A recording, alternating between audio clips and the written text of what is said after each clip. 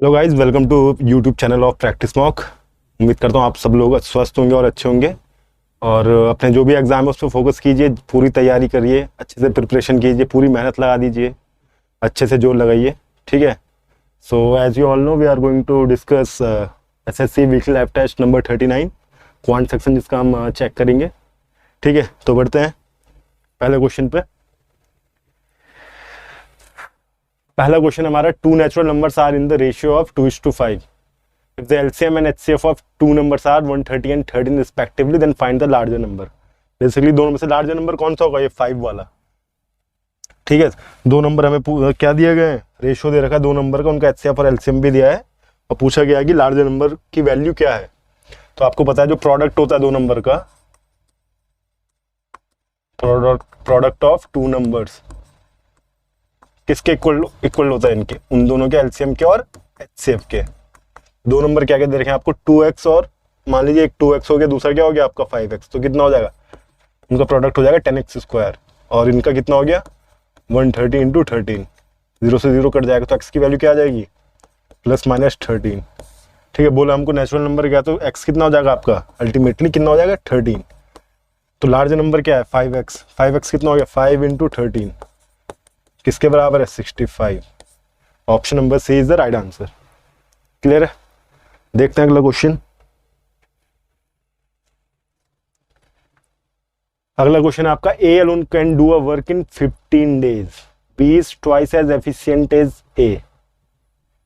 ठीक है। और C takes 10 days more than A to do the work, then find the time taken by B and C together to finish 65% of the work.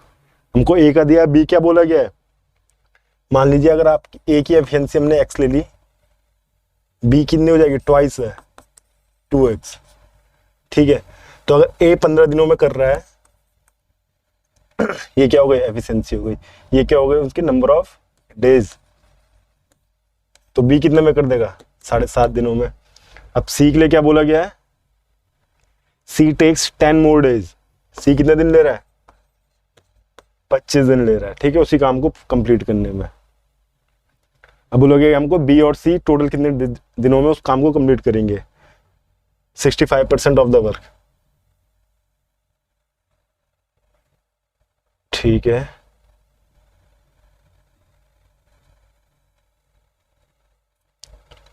चलिए इसे थोड़ा आसान तरीके से सॉल्व करके देखते हैं इसे।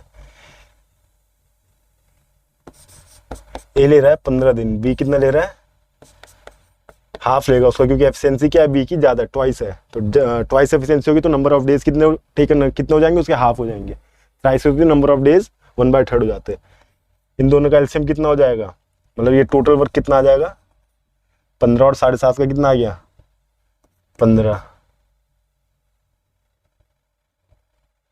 ठीक है। और सी कितना ले रहा है? सी ले रहा है 25 दिन। तो तीनों का निकाल लीजिए। सी के भी हमको यहाँ से वैल्यू मिल गई 10 डेज मोर देन ए। सी ले रहा है 25। तो इन सब का एलसीएम कितना आ जाएगा?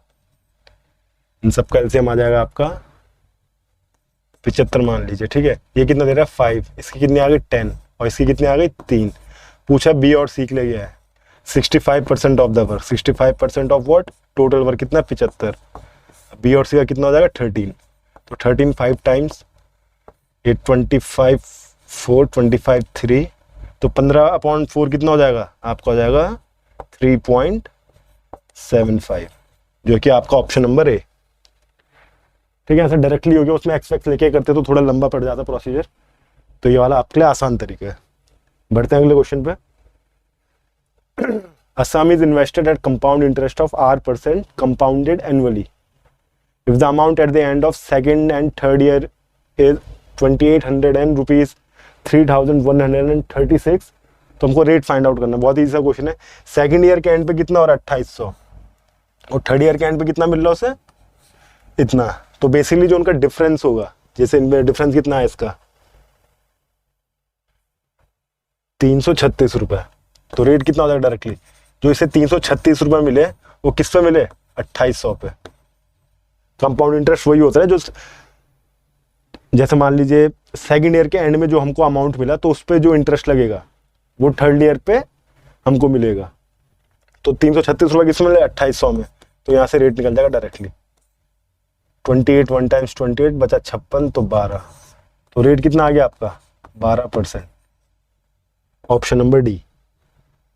क्लियर है गाइस? अगला क्वेश्चन देखते हैं। A horse is 60% faster than a dog which is twice as fast as a cow. ठीक है, हॉर्स की स्पीड कितनी बताई है? 60% फास्टर है डॉग से, और जो डॉग की बताइए वो क्या है? ट्वाइस है किसकी? काउ से। अगर काउ 12 मिनट में कितना कवर कर रहा है? 3 किलोमीटर, तो काउ की स्पीड कितनी आ गई? 3 किलोमीटर अपॉन 12। इसे आर में कन्वर्ट कर देंगे किलोमीटर पर आर, तो कितनी आ गई? 15। ये किसकी आई? काउ की। डॉग की क्या है? इससे ट्वाइस है, तो डॉग की हो गई 30। हॉर्स की कितनी हो जाएगी? 30 इंटू 1.6, 48 किलोमीटर पर आवर। ठीक है, अब पूछा गया कि डिस्टेंस तो सेम है, डिस्टेंस कितना कवर करना है उसे? 3 किलोमीटर। स्पीड कितनी है? 48 किलोमीटर पर आवर। ठीक है, हम मिनट में दिया तो इसे इंटू 60 कर दीजिए। कितना जाए आपको? 16 टाइम्स कटेगा, 16/60, 16 3 टाइम्स 48, देन 0.75 मिनट्स, जो कि है आपका ऑप्शन नंबर बी। ठीक है, आपको क्वेश्चन को पकड़ना है कहाँ से वो आपको इजी पड़ेगा। अगर आप स्टार्टिंग में यहाँ पे डॉग की स्पीड ले लेते कुछ, तो वहाँ से थोड़ा लंबा पड़ जाता आपके लिए वो काम। तो देखिए यहाँ से क्वेश्चन आपको आसान पड़ रहा है, क्योंकि यहाँ पे काऊ की हमें डायरेक्ट स्पीड दे रखी है, स्पीड निकालना उसकी आसान है। फिर काऊ की निकली तो डॉग की निकल गई। ठीक है, तो डॉग से सीधे काऊ, पहले काऊ की निकली, फिर डॉग, देन हॉर्स, फिर हॉर्स का ही पूछा तो आप उसे जितना भी डिस्टेंस दे रखा आप ऑन स्पीड करके टाइम कैलकुलेट कर लीजिए। अगला क्वेश्चन है आपका, the area of rhombus is 120 centimetre square, the length of 2 diagonals. बहुत ईजी क्वेश्चन है। क्या होता है फॉर्मूला? एरिया ऑफ डायगोनल क्या होता है? एरिया ऑफ डायगोनल क्या होता है? Half into product of diagonals. एक हो गई आपकी 5x, दूसरी क्या हो गई 12x। कितना आ जाएगा आपका? 12 पंजे 60, 60 इंटू 2, तो यहाँ से क्या हो गया? एक्स स्क्वायर कितना आ गया? 4, या फिर x कितना आ गया आपका? 2।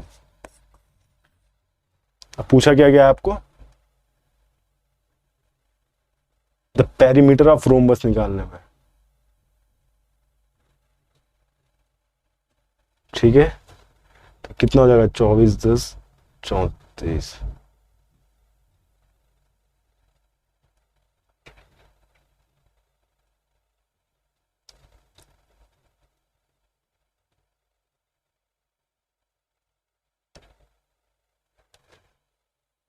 चौबीस सौ 10 34।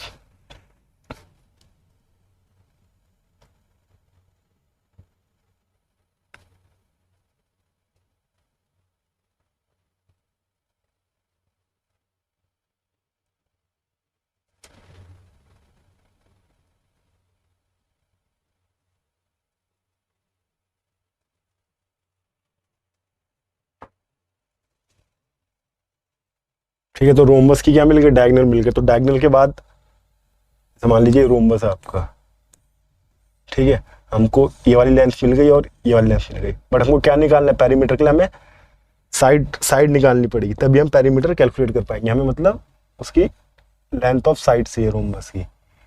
ठीक है, तो रोम्बस क्या जो डायगोनल उससे क्या कट, कैसे कट होती है? वो हाफ हाफ में डिवाइड हो जाते हैं। अगर वो एक दूसरे को इंटरसेक्ट करें तो क्या हो जाती है? हाफ हो जाती है। तो मान लीजिए D1 ले लीजिए। D1 कितनी हो गई? 5 दूनी 10, और D2 कितनी हो जाएगी आपकी? 24। ठीक है, क्योंकि एक 12x थी और एक 5x थी। ठीक है, तो यहाँ से लेंथ कितनी आ जाएगी? लेंथ आ जाएगी आपकी अंडर रूट ऑफ, अब ये क्या हो जाएगा? ये 5 हो जाएगी, ये वाली भी 5 हो जाएगी, ये 12 और ये वाली भी 12। तो ये जहाँ पे इंटरसेक्ट करते हैं वहाँ पे 90 डिग्री बन जाता है।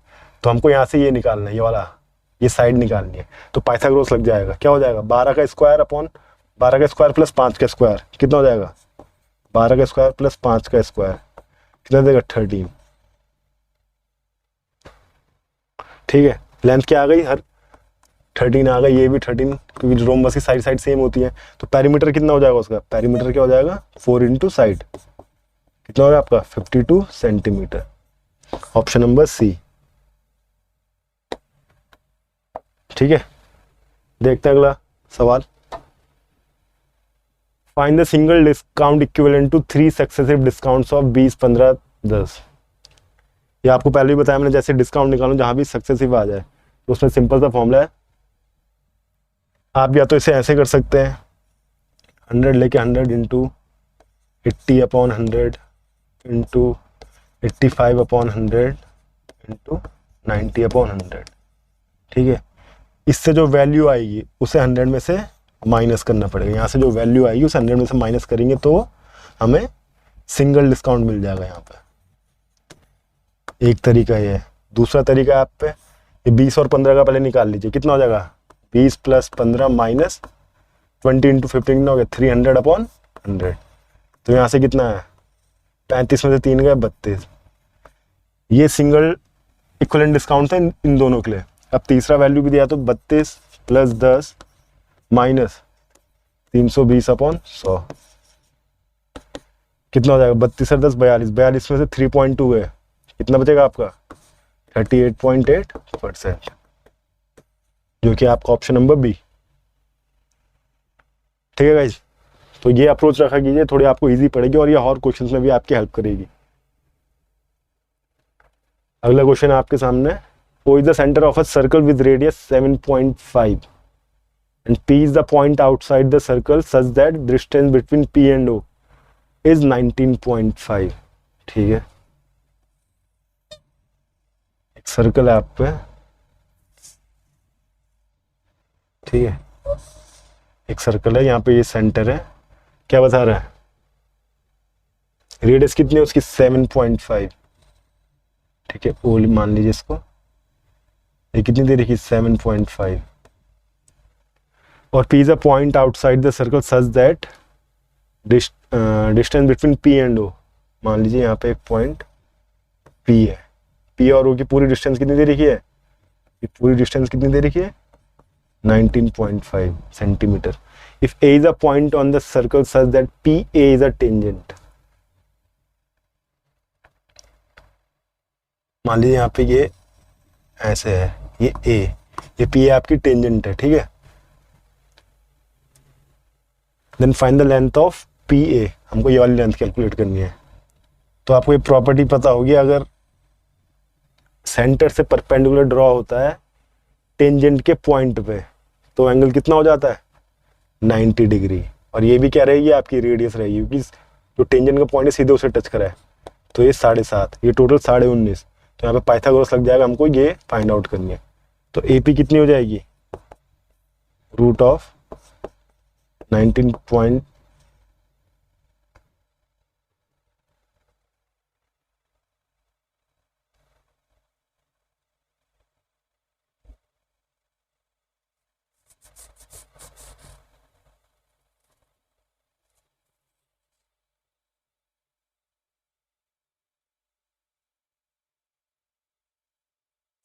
सॉरी यहाँ पे 90 डिग्री नहीं बनेगा,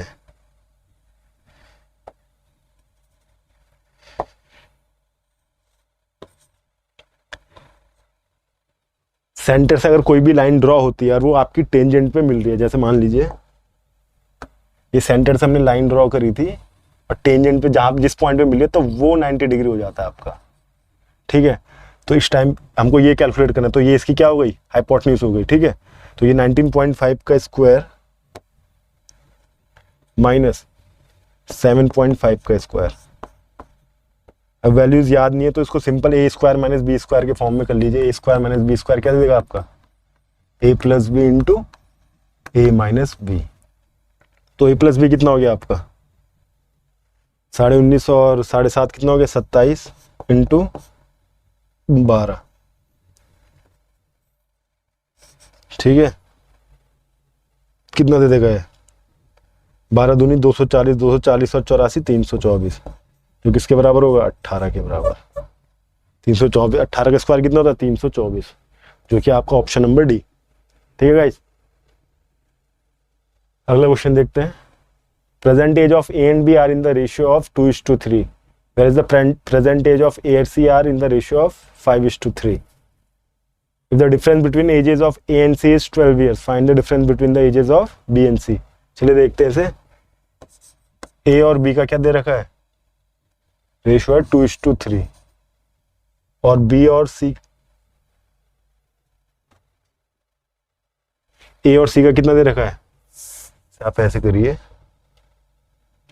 जो कॉमन होता है उसे सेंटर में रख लीजिए, रखा कीजिए। जैसे यहाँ पे ए कॉमन है तो एक तरफ बी कर लीजिए, एक तरफ सी कर लीजिए। तो ए बी कितनी देखिए 2:3, ए और सी की कितनी दे रखी है 5:3। जो नंबर खाली है उसके पीछे वाला नंबर उसमें रख लीजिए, ठीक है। तो यहाँ से रेशियो कितना बन गया 6, 10, 15, ठीक है। ये बी ए सी का रेशियो आ गया।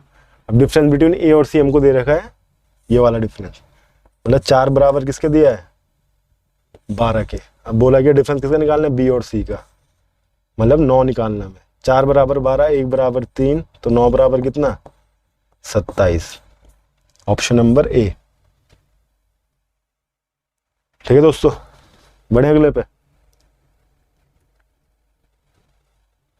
अगला हमको एक टेबल दिया है जिसमें क्या बोला गया है, the number of bikes and number of cars parked on 3 different floors of a parking lot. एक पार्किंग लॉट दे रखा है, उसमें क्या बता रखा है उसके फर्स्ट फ्लोर में कितनी नंबर्स ऑफ कार्स और कितने नंबर ऑफ बाइक्स पार्क्ड हैं, ठीक है। क्वेश्चन क्या कहता है, total number of bikes parked on the given 3 floors, मतलब तीनों फ्लोर्स में कितनी बाइक्स पार्क्ड हैं, were how much percent less than the number of cars parked on the given 3 floors, ठीक है। तो इनका टोटल कर लेंगे। क्या पूछ रहा है, तीनों फ्लोर में जितनी भी बाइकें पार्क हैं वो कितनी परसेंट लेस हैं तीनों फ्लोर में जो कि आपकी कारें पार्कड हैं। टोटल कर लेंगे, इनका कितना हो गया 20 और 80, 100, 140, ठीक है।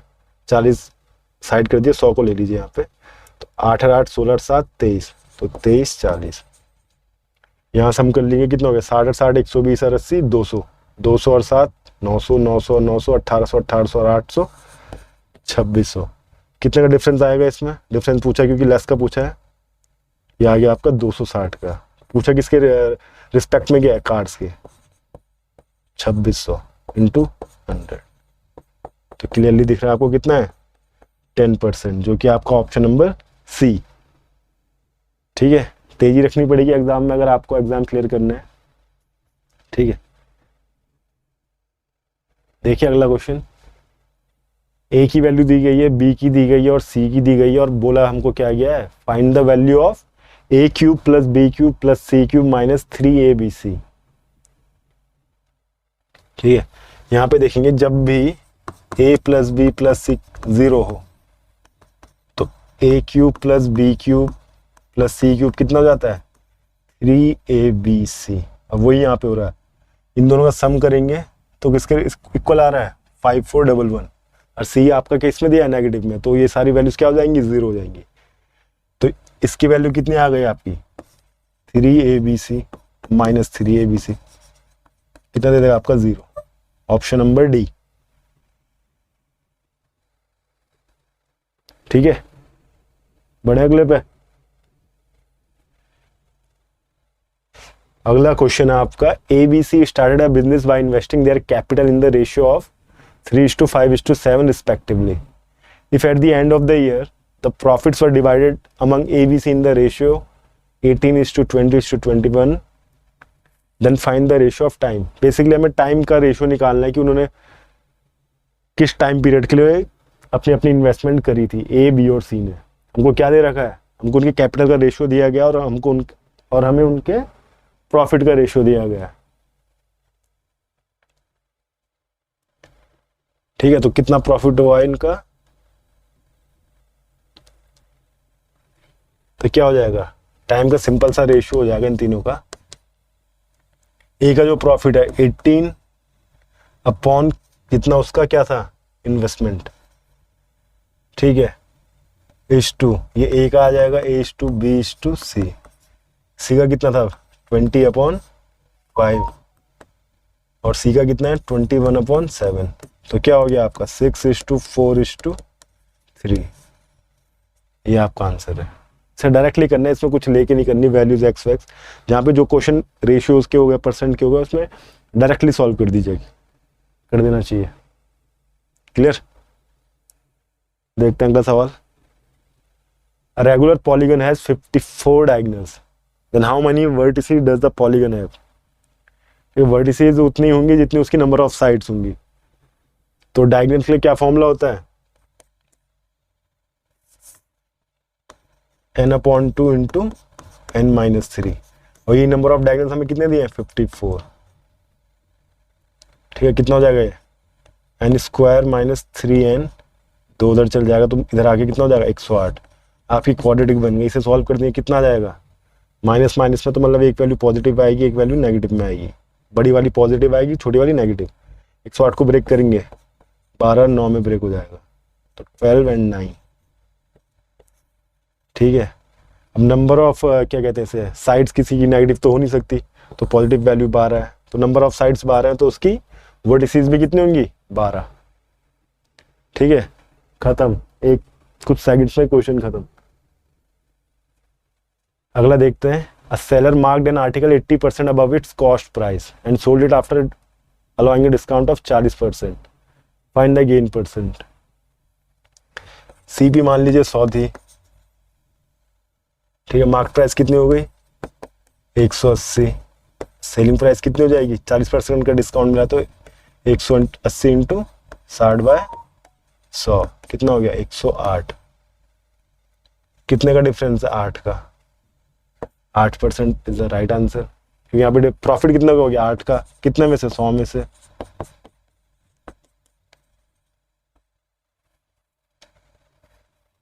कितना आ जाएगा 8%।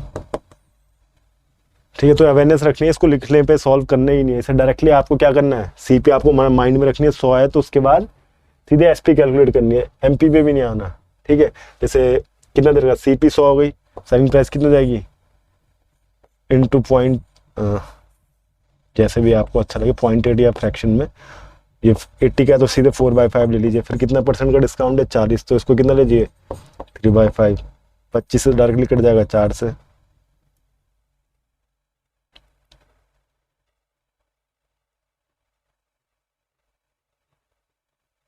सॉरी 1.4 होगा, 140 का आएगा ना, सॉरी थोड़ा गलत हो गया है।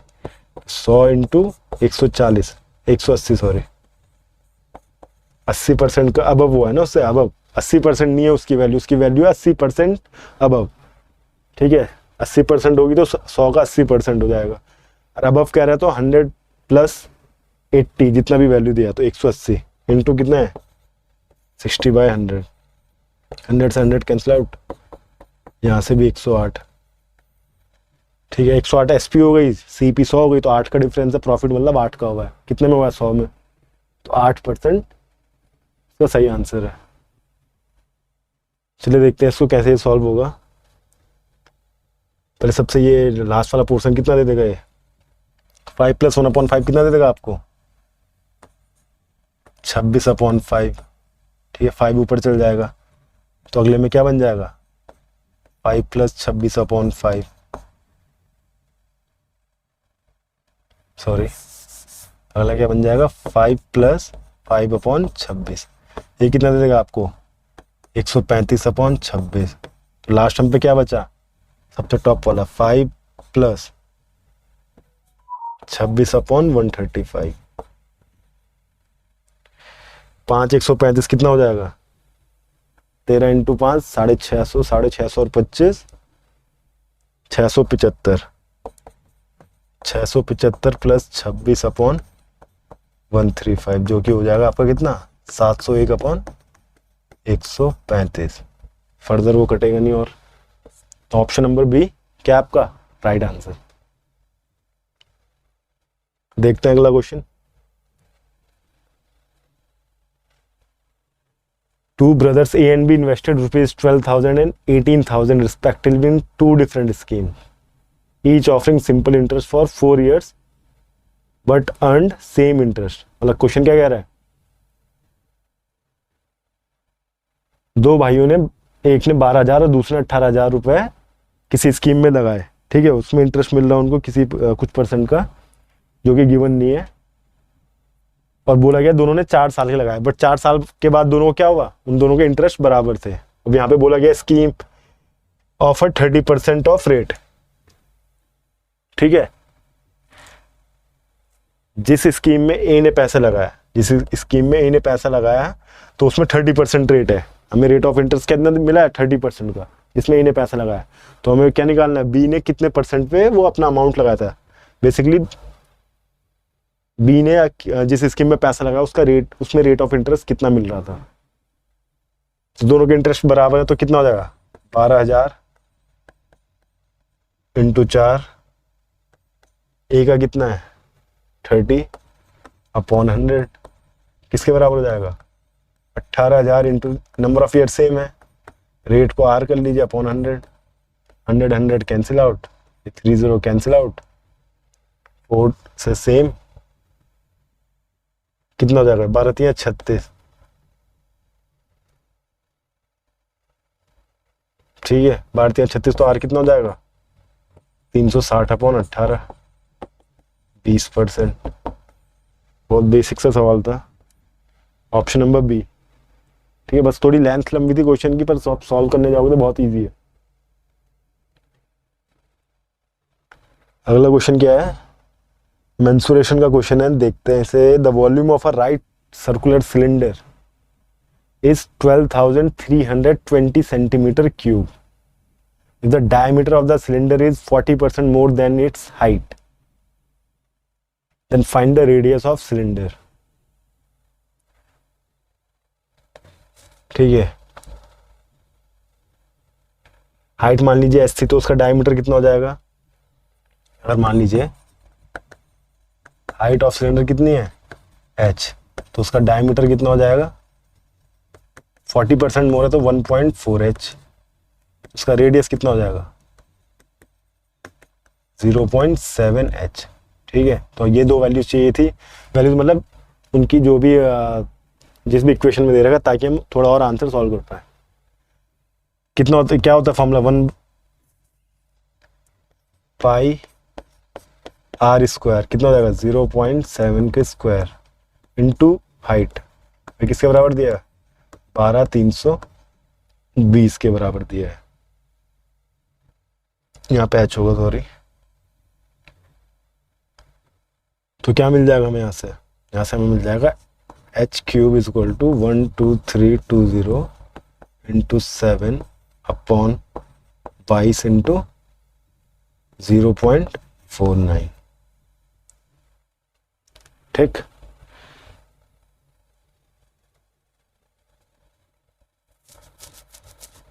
तो कितना हो जाएगा यहाँ से, ये 22 पंजे 110, 110 13 132। ठीक है, 22 से कट रहा है, इसकी कितने वाली हो जाएगी 22 पंजे 110, रिमेनिंग कितना बचेगा 13, मतलब फिर 2 नीचे आएगा 132, मतलब 6 से कट जाएगा और 0। इस पॉइंट को हटा लीजिए, यहाँ पे डायरेक्ट 100 लिख लीजिए, 7 टाइम्स और 7 80 टाइम्स, तो एच क्यूब कितना आ गया आपका 8000। ठीक है, तो एच कितना आ जाएगा 20 का क्यूब कितना होता है 8000। अब हमको एच मिल गया, तो हमको क्या निकालना था रेडियस, रेडियस किसके बराबर है 0.7h, तो 0.7 इंटू 20 14 सेंटीमीटर, तो क्या आपका ऑप्शन नंबर सी। तो 14 सेंटीमीटर उसकी क्या होगी रेडियस होगा सिलेंडर का। ठीक है, बढ़े अगले पे।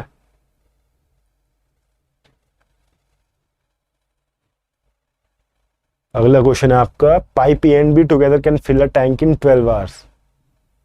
Pipe A is 50% more efficient than B.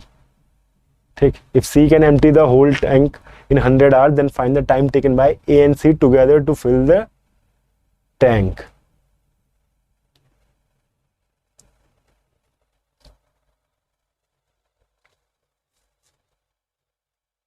दोनों 12 घंटे में कर रहे हैं मिलके, और पाइप ए की एफिशिएंसी कितनी है 50% मोर है।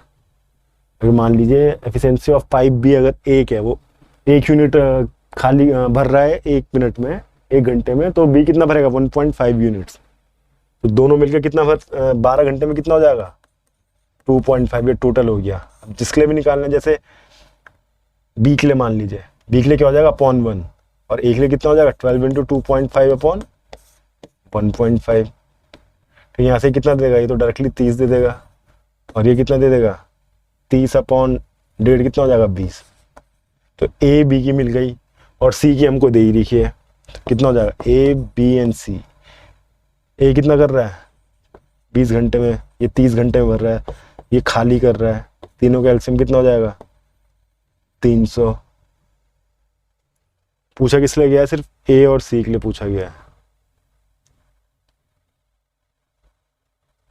ठीक है, एफिशिएंसी कितनी है इसकी 15, इसकी 10 और इसकी 3। ए और सी का पूछा गया, माइनस होगा क्योंकि ये क्या कर रहा है, ये आउटलेट है, मतलब आउटलेट 5 मतलब जो खाली कर रहा है या डिस्ट्रॉय कर रहा है, तो उसकी एफिशिएंसी हमेशा किस में ली जाएगी, माइनस में। तो इनकी कंबाइन कितनी आ गई 12, तो 300/12 कितना दे देगा आपको 25 आवर्स। Option number A. ठीक है,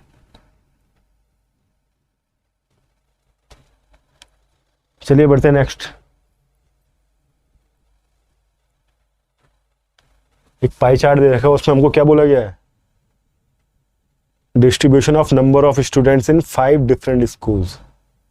ठीक है, टोटल कितने, टोटल इसमें कितने हैं 7500 स्टूडेंट्स हैं।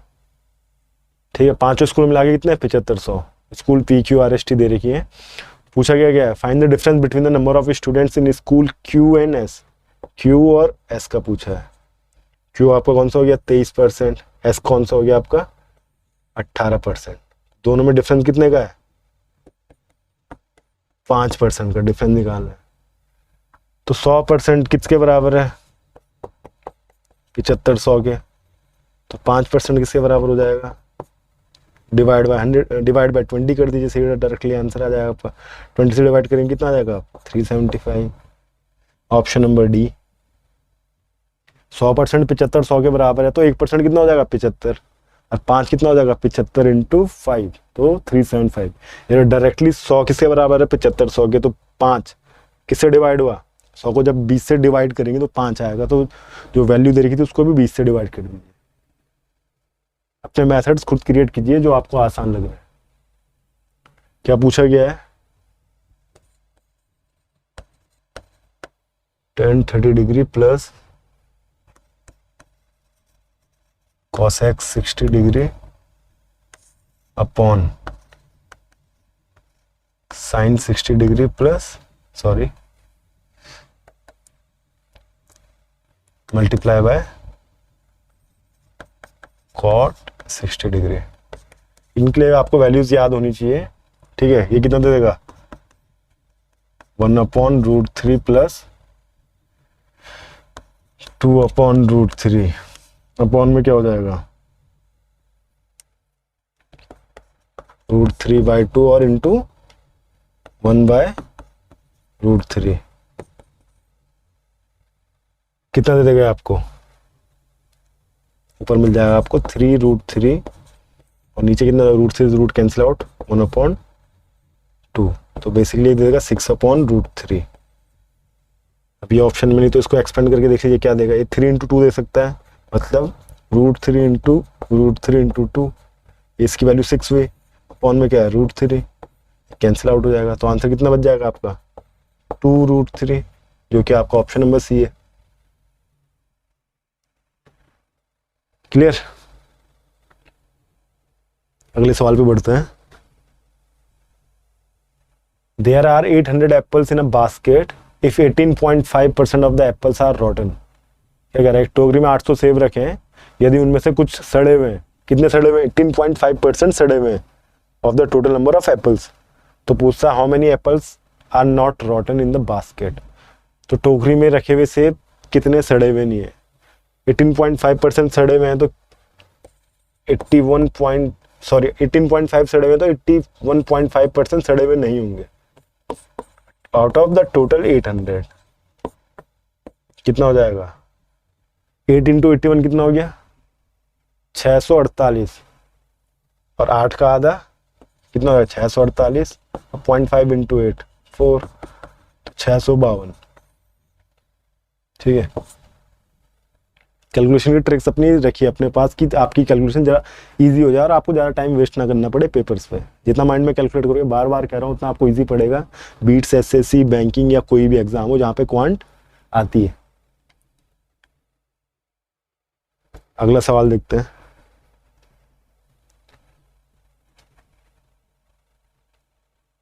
क्या बोला, 3 कोऑर्डिनेट्स दिए हैं ABC और बोला गया फाइंड द ट्राइंगल। ट्राइंगल के 3 कोऑर्डिनेट दिए हैं। अब पूछा हमको क्या गया है find the area of triangle, तो सिंपल सा सवाल है, क्या हो जाएगा इसका 1/2 into mod of x1 into y2 minus y3। ये किस फॉर्म में है ये सारे, ये को लीजिए x1 कॉमा y1, ये हो गया आप x2 कॉमा y2, ये क्या हो गया आपका x3 कॉमा y3। तो y2 माइनस y3 मतलब -3 -2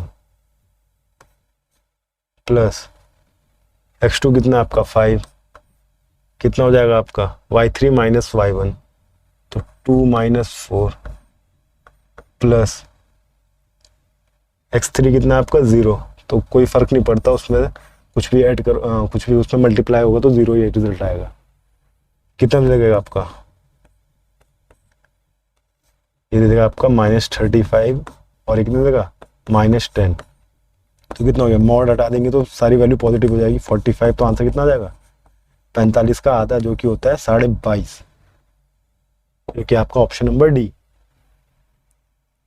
ठीक, ये फॉर्मूला आपको याद होना चाहिए कि क्या होता है उसका, हाफ इंटू मॉड के अंदर क्या आ जाएगा x1 into y2 minus y3 plus x2 into y3 minus y1 और last x3 into y1 minus y2। ठीक है गाइज,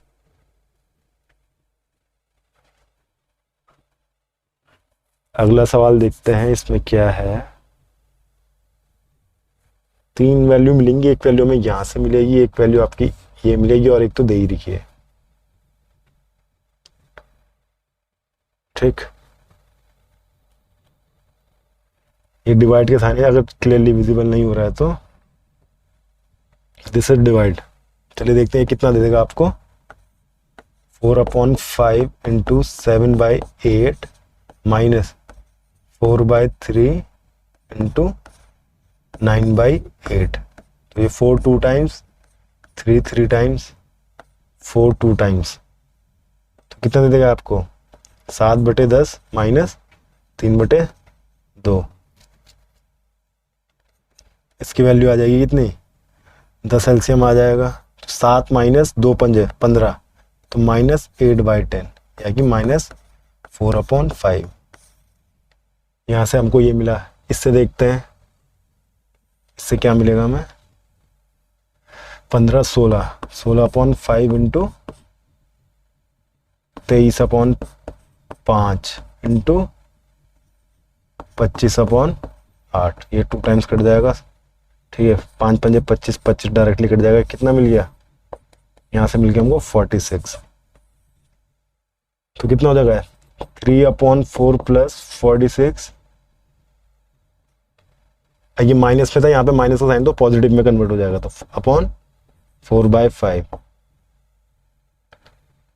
कितना एलसीएम हो जाएगा इनका 20, 4 पंजे 20, तो 3 पंजे 15 प्लस 40 दूनी 92, तो 920 प्लस 5 चौको, तो 4 चौको 16, इनको ऐड कर देंगे कितना हो जाएगा 16 15 31, 31 और 920 951/20, क्योंकि ये आपका ऑप्शन नंबर सी में है। ठीक है, तो कोशिश कीजिएगा उसे ब्रेक करके सॉल्व किया कीजिए ताकि आपको इजी पड़े। 1 गो में भी कर सकते हैं, बट दिखाने के लिए मैंने सबको अलग अलग ब्रेक करके करा है ताकि लास्ट में जो रिजल्ट आया उसमें कहीं पे मिस्टेक ना हो। देखते हैं अगला सवाल क्या दिया है, a² + b² + c² + 3 = 2 into a + b + c, and find the value of 6a - 2b - 3c।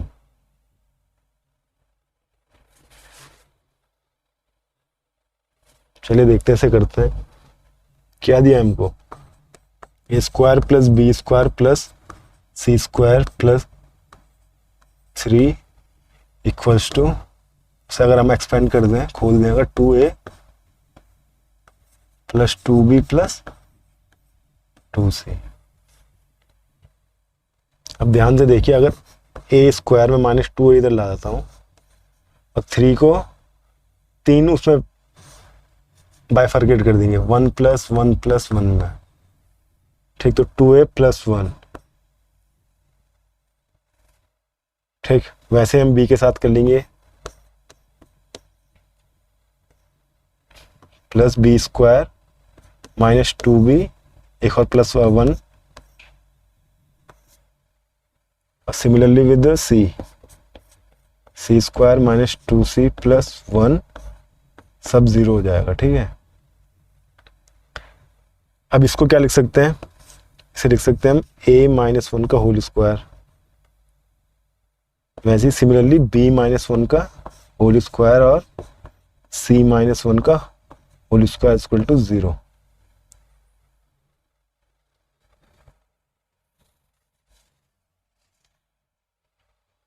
ठीक। अब ये जो कंडीशन है, ये कंडीशन तभी पॉसिबल हो पाएगी जब a - 1, b - 1 और c - 1 भी क्या हो, इक्वल टू 0।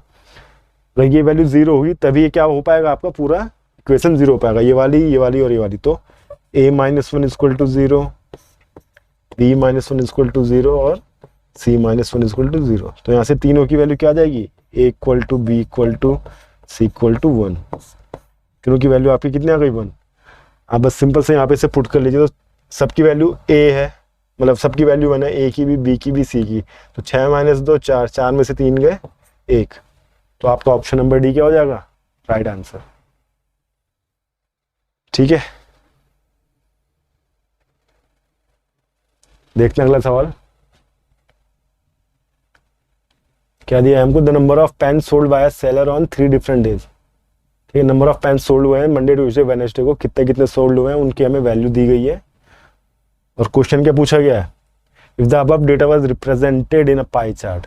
जैसे अभी एक टेबल की फॉर्म में, अगर पाई चार्ट की फॉर्म में अगर रिप्रेजेंट होता, then find the measure of central angle of the sector representing number of pen sold on Tuesday. तो ट्यूसडे का जो डेटा है, अगर इसे पाई चार्ट में डिस्क्राइब करना हो तो उसकी वैल्यू कितनी आएगी। ठीक है,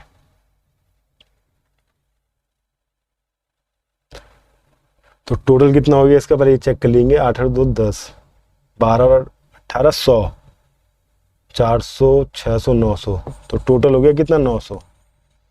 ठीक है, और यही 900 किसको रिप्रेजेंट कर रहा है, 360 डिग्री को। पाई चार्ट में बोला गया, तो पाई चार्ट में क्या होता है, सबका सम, अगर वहां पे कोई चीजें बटी हुई हैं कितना हो जाता है, 360 डिग्री। अब 900 जो यूनिट्स हैं, मतलब 900 जो पेन्स हैं वो 360 डिग्री के बराबर है। तो एक पेन कितना हो जाएगा, 360/900। पूछा किस लिए गया है, ट्यूसडे के लिए, तो 288।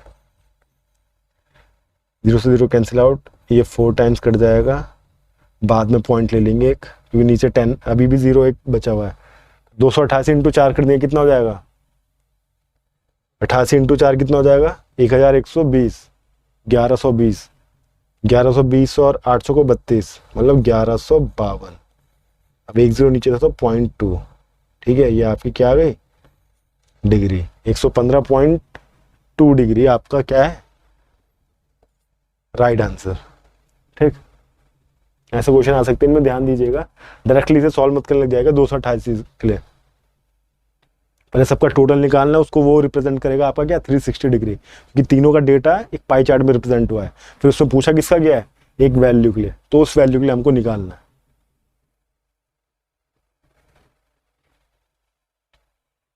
ठीक है, देखते हैं आज का आखिरी सवाल क्या है। सवाल में 2 numbers a and b are in the ratio 4:7.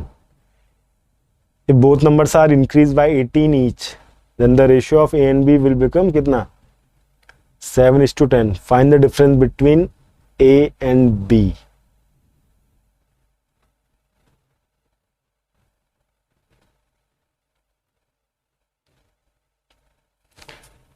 ठीक, देखिए इसे, अगर 4x प्लस कितना इंक्रीज हो रहा है, 18, दोनों में 18 18 का इंक्रीज हो रहा है।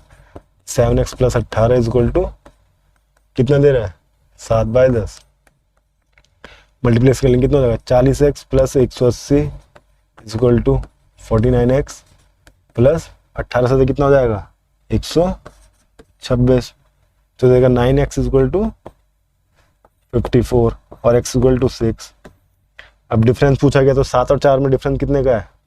ओरिजिनल वैल्यूज क्या थी? 4x और 7x, तो 3x का डिफरेंस आएगा। x equal to 6, 3x equal to 6 into 3 18। एक ये तरीका है। दूसरा आप इस तरीके से भी कर सकते हैं। पहले क्या इनिशियल रेशियो कितना था? 4:7 का, बाद में कितना हुआ? 7:10। कितने का डिफरेंस आया देखिए, दोनों में कॉमन डिफरेंस है कितने कितने का? 3 का। तो 3 की वैल्यू कितनी हो गई? 18। ठीक है, इस 3 की वैल्यू कितनी हो गई? 18। अब पूछा गया है डिफरेंस इनका, तो 7 और 4 में भी 3 का डिफरेंस है। अगर मान लीजिए 5 का हो तो 3 बराबर 18, 5 बराबर 30 हो जाता। बट लकीली यहाँ पे क्या है? यहाँ पे रेशियो 3 ही का है, तो जो 3 की वैल्यू 18 है तो डिफरेंस भी 18 का ही होगा। ठीक है गाइज, तो आज आपका आखिरी सवाल था, तो यहीं पे ये सेशन खत्म होता है।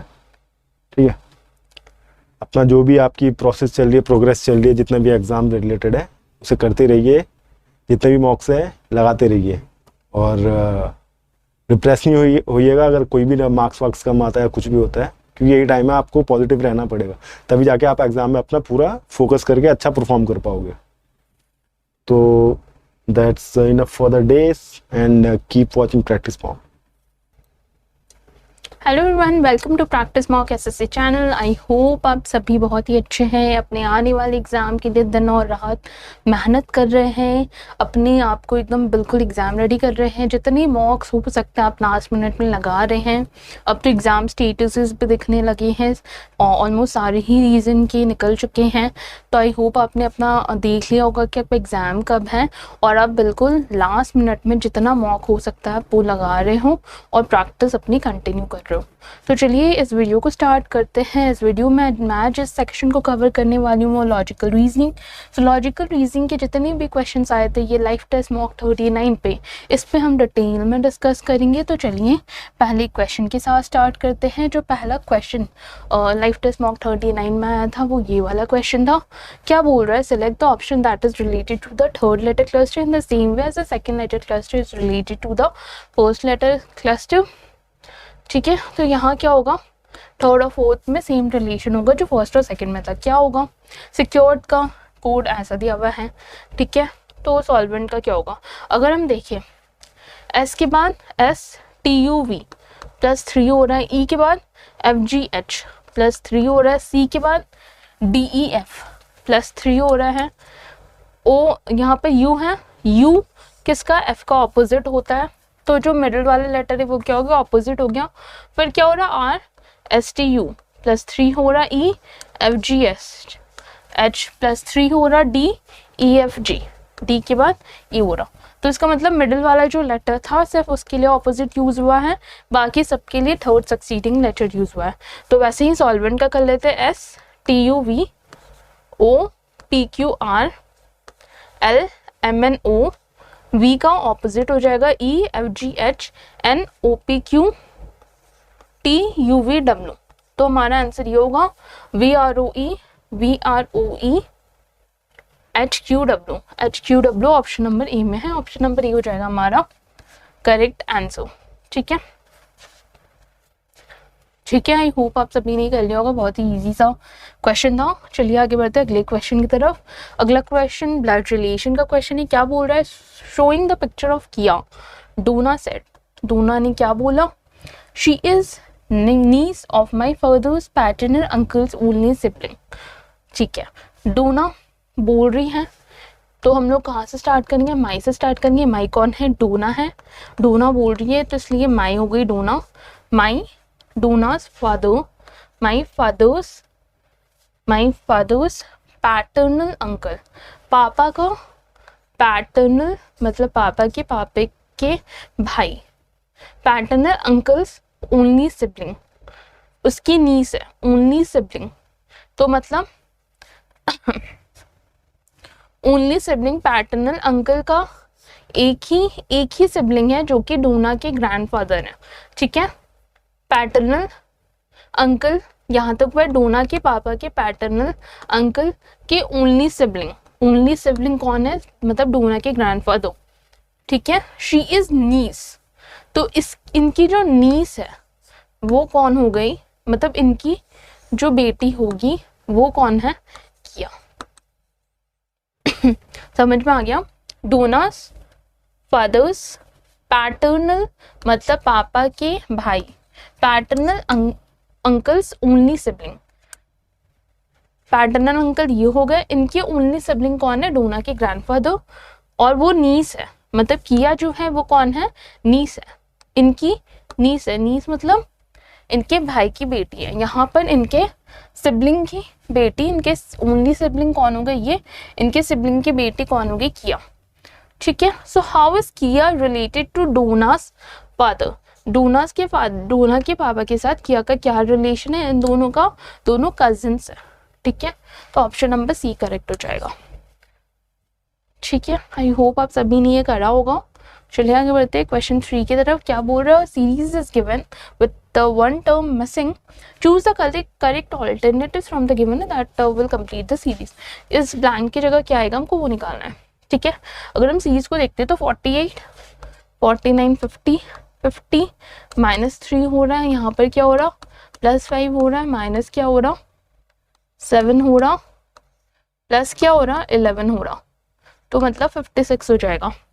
ठीक होगा, फिर -13 हो रहा, -13 हाँ हो रहा है, फिर क्या हो रहा है इधर, +17 हो रहा है, इसका मतलब प्राइम नंबर का सीरीज है 2, 3, 5, 7, 11, तो यहाँ पर क्या हो जाएगा 56, जो ब्लैंक की जगह आएगा वो क्या आएगा 56, ऑप्शन ए।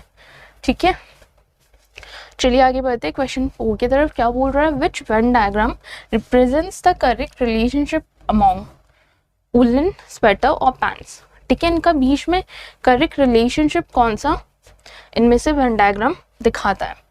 ठीक है, तो हम देखिए उलन स्वेटर और क्या दिया हुआ है, पैंट। उलन जो होती हैं, उलन के क्या होते हैं, स्वेटर्स होते हैं।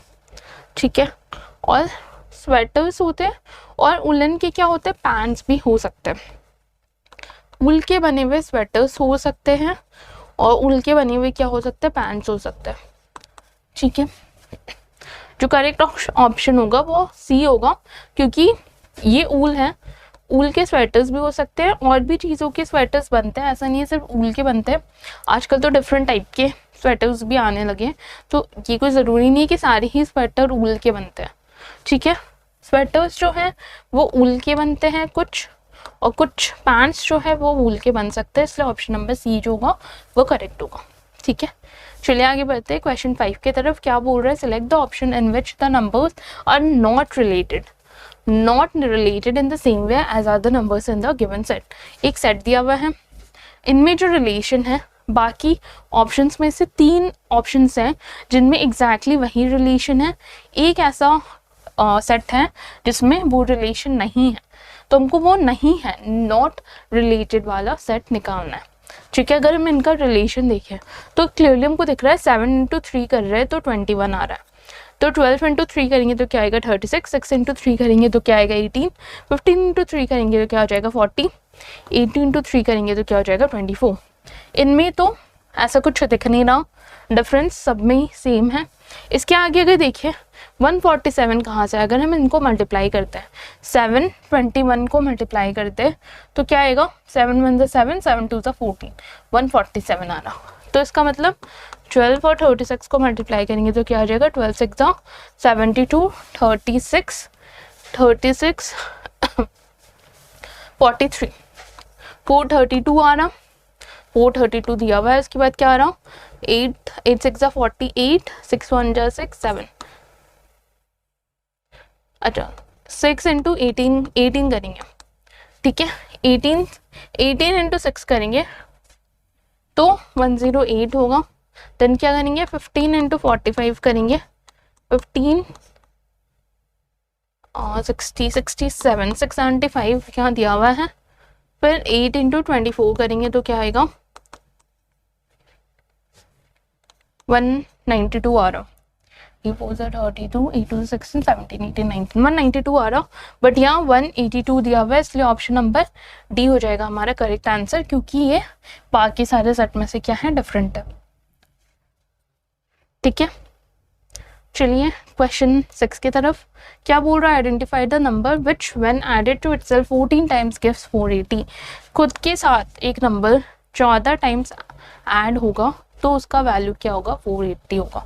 ठीक है, एक नंबर है जो कि x लिया हमने, x के साथ 14 टाइम्स x क्या होगा, ऐड होगा, इसकी वैल्यू क्या हो जाएगी, 480।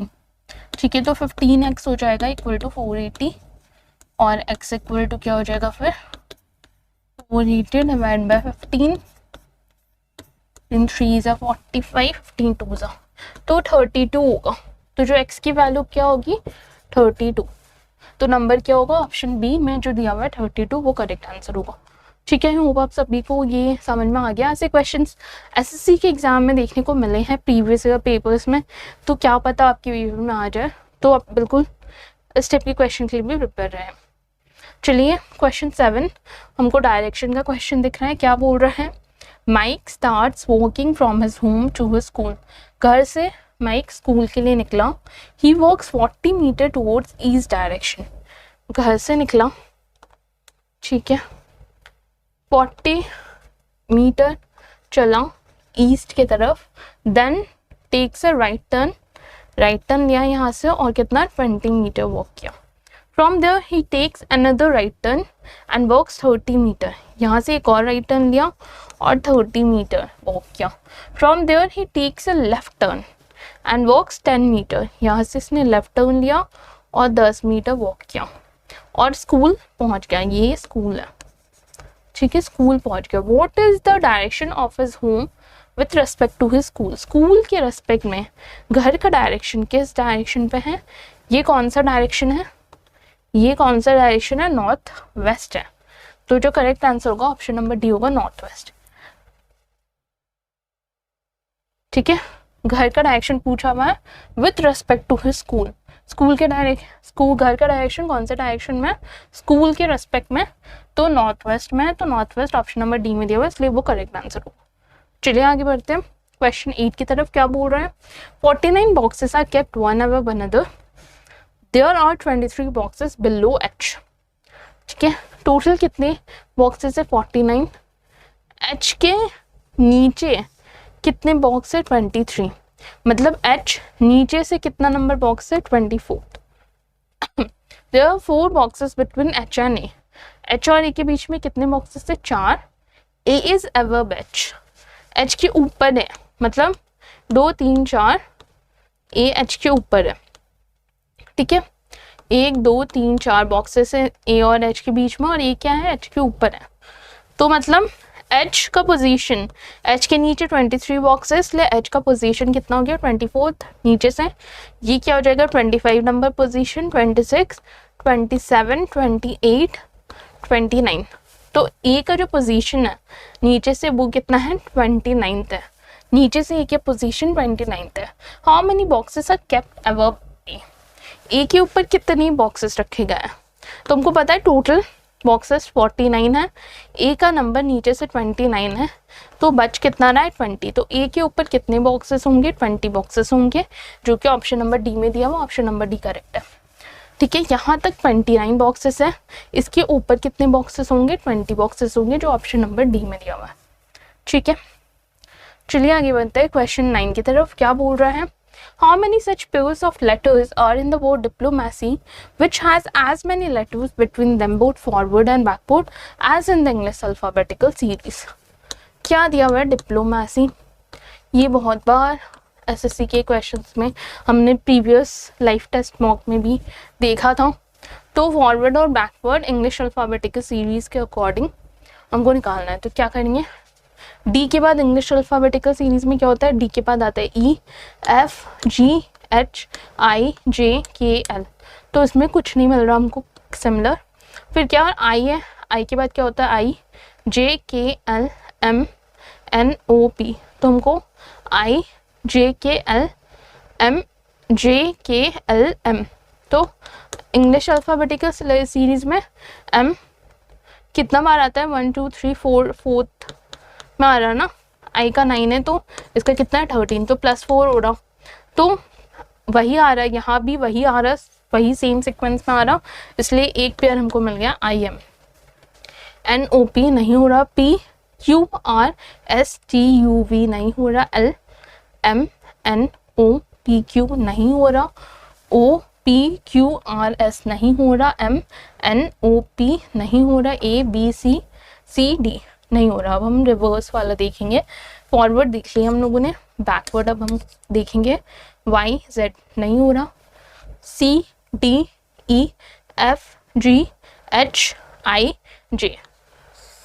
CDEFGHI, तो C और I बनता हुआ दिख रहा हमको, ठीक है। रिवर्स में फिर आता है ABCDEFG नहीं हो रहा, MNOP यहाँ भी बन रहा है, MNOP, M और P भी बन रहा है, ठीक है। NOPQR नहीं हो रहा, OPQRSL, MNOPQRIJ। तो हमको 3 पेयर मिल रहा, एक IM मिल रहा, एक CI मिल रहा, और क्या बन रहा है, एक MP हो रहा है, ठीक है। तो 3 ऐसा पेयर है जो इंग्लिश अल्फ़ाबेटिकल सीरीज़ के अकॉर्डिंग जितने नंबर ऑफ लेटर्स आते हैं उनके बीच में एग्जैक्टली डिप्लोमेसी में भी उतने ही नंबर ऑफ लेटर्स है, फॉरवर्ड और बैकवर्ड दोनों में अगर हम देखें तो जो करेक्ट आंसर होगा वो ऑप्शन नंबर ए हो जाएगा। चलिए क्वेश्चन 10 की तरफ। क्या बोल रहा है, which among the following word can not be formed using the letters of the given word only once. इसमें से कौन सा नहीं बनेगा, ठीक है। FA फेवरेट का दिया हुआ इंफॉर्मेटिव वर्ड है, FAVORIRITE,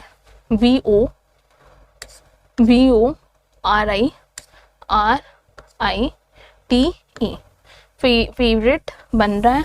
कौन सा नहीं बन रहा, कैन नॉट बी फॉर्म, तो ये तो बन रहा है अपना। इनर्शिया देख लेते हैं, INTINERTIA, इनर्शिया भी बन रहा है, इनर्शिया भी बन रहा है। आगे देख लेते हैं, विटामिन, VITAMIN, विटामिन भी बन रहा है। तो जो नहीं बनेगा वो फॉरेन ही होना चाहिए। ये तीनों ही बन रहे हैं, जो नहीं बनेगा वो फॉरेन होना चाहिए। क्यों नहीं बनेगा देख लेते हैं, FOREIG, जी यहाँ पर कहीं भी नहीं है इंफॉर्मेटिव में, जी मिसिंग है, देन आता है। तो जी मिसिंग है क्योंकि फॉरेन का, इसलिए फॉरेन नहीं बनेगा इंफॉर्मेटिव वर्ड से, ठीक है। चलिए आगे बढ़ते हैं क्वेश्चन 11 की तरफ। क्वेश्चन 11 दिया हुआ है, क्या दिया हुआ है, 56 #43 is equal to 38, 48 #72 is equal to 44, then 69 #36 is equal to what. क्या बोल रहा है, 56 है और 43 है। अगर हम इसको ध्यान से देखें 38 आना चाहिए। अगर हम इसको देखते हैं 5 × 4 करेंगे तो क्या हो जाएगा 20, 6 × 3 करेंगे तो क्या हो जाएगा 18, इनको ऐड करेंगे तो क्या हो जाएगा 38। वैसे ही 7 × 4 करेंगे तो क्या हो जाएगा 28, 8 × 16 करेंगे, 8 × 16 करेंगे तो क्या हो जाएगा 16, ऐड करेंगे तो क्या हो जाएगा 44, ठीक है। वैसे ही 69 और 36 है, 6 × 3 करेंगे तो क्या हो जाएगा 18, 9 × 6 करेंगे तो क्या हो जाएगा 54, ऐड कर देंगे तो क्या हो जाएगा 72। जो ऑप्शन नंबर सी है वो करेक्ट आंसर है, 72 हमारे यहाँ पर करेक्ट आंसर होगा, ठीक है। बहुत ही सिंपल सा लॉजिक था, आई होप आप सभी ने करा होगा। चलिए क्वेश्चन 12 की तरफ। क्या बोल रहा है, again 4 number pairs are given, 4 दिया हुआ है, 3 of which are alike in certain manner, 1 is different, choose the different number pair। हमको डिफरेंट वाला निकालना है, ठीक है।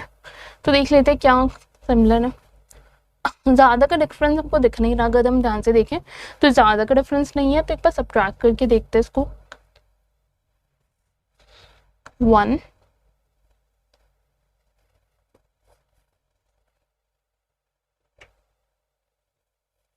30 बना रहा है इनका डिफरेंस, ठीक है। इनका डिफरेंस क्या आ रहा,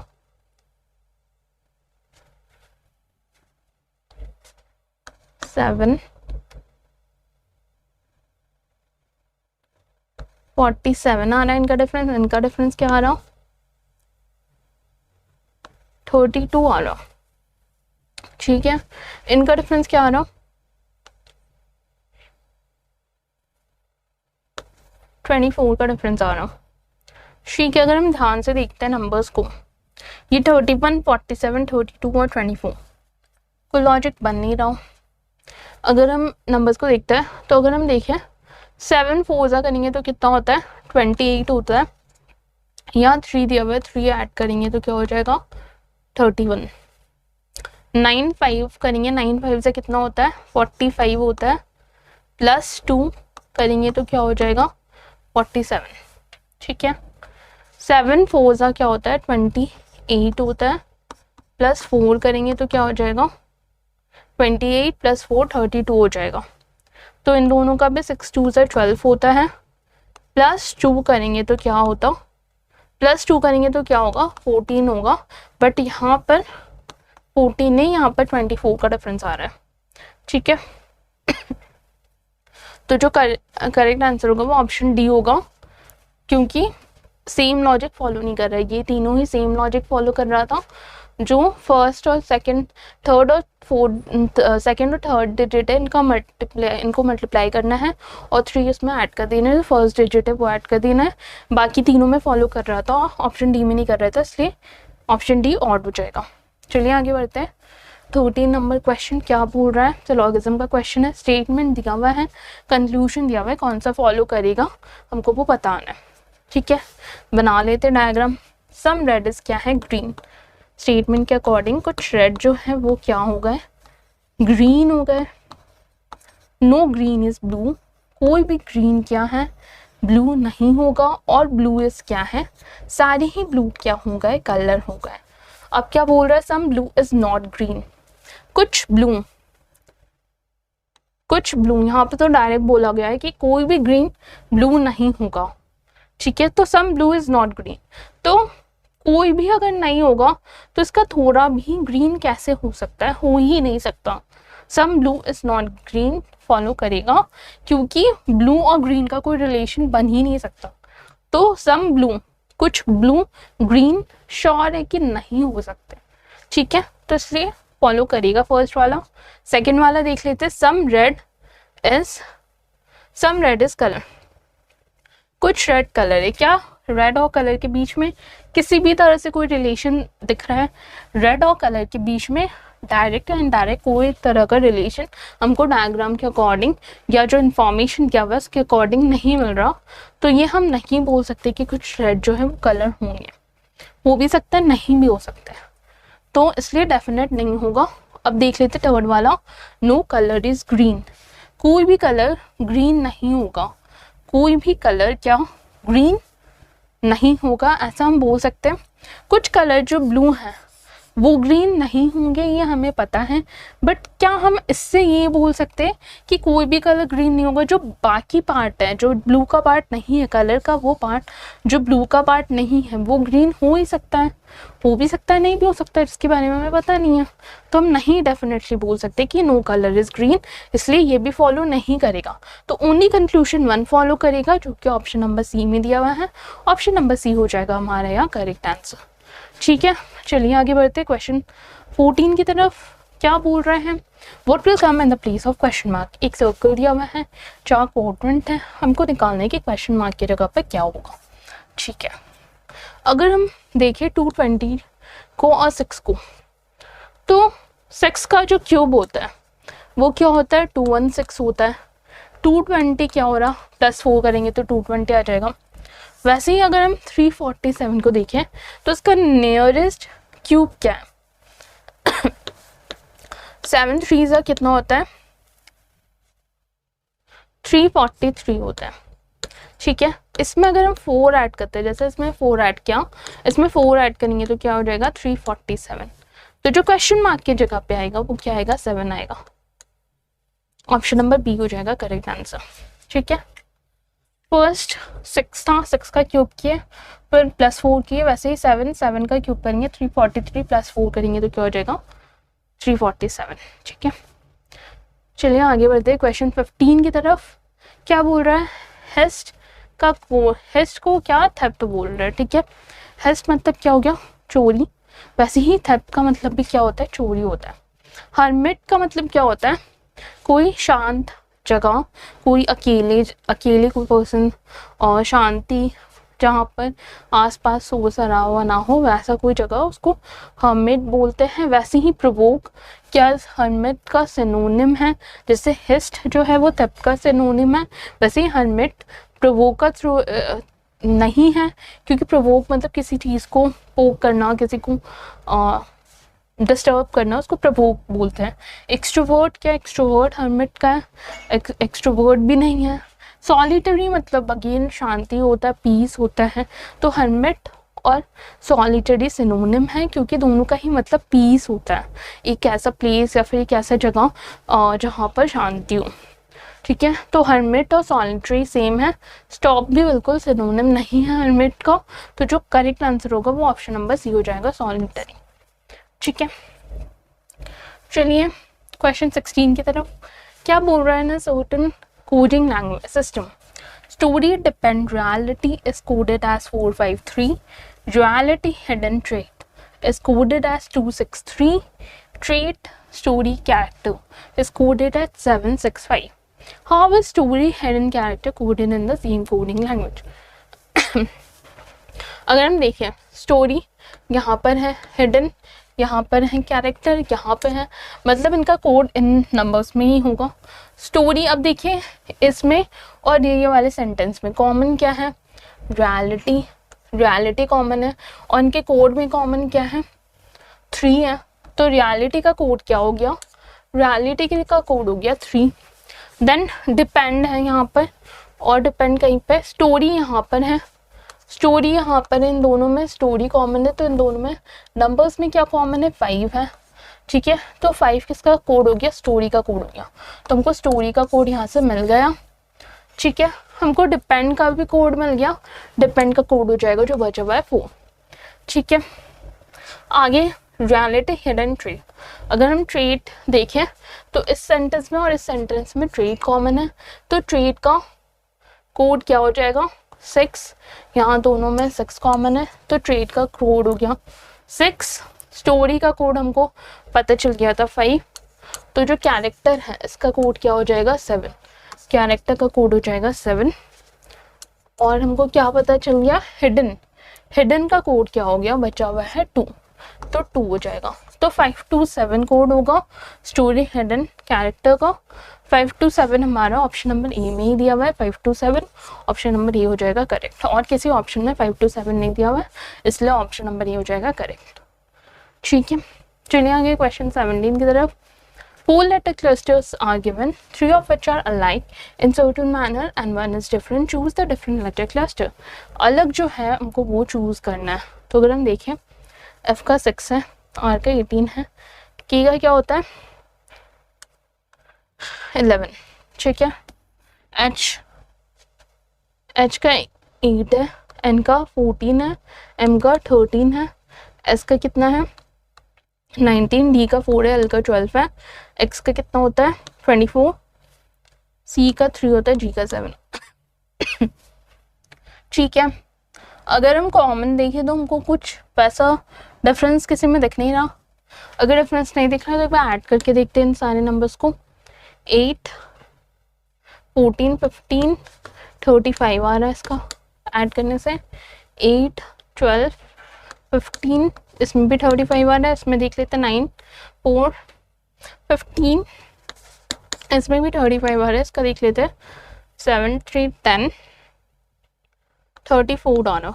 बट इन तीनों का जो सम आ रहा, जो प्लेस वैल्यू का सम आ रहा वो 35 आ रहा, जो डिफरेंट है वो ऑप्शन नंबर डी है, ऑप्शन नंबर डी हो जाएगा यहाँ क्या करेक्ट आंसर।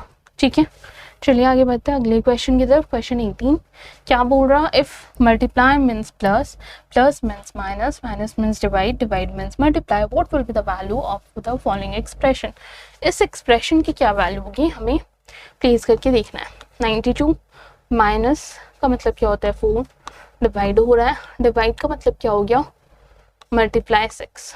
ठीक है, फिर क्या है 54, इसको भी चेंज करना है, प्लस है। ठीक है, प्लस का मतलब क्या हो गया, प्लस का मतलब माइनस हो गया। ठीक है, डिवाइड का मतलब क्या हो गया मल्टीप्लाई 2, और मल्टीप्लाई का मतलब क्या हो रहा, मल्टीप्लाई का मतलब क्या हो रहा प्लस 20। ठीक है, सॉल्व कर लेते हैं। 6 3 से 18,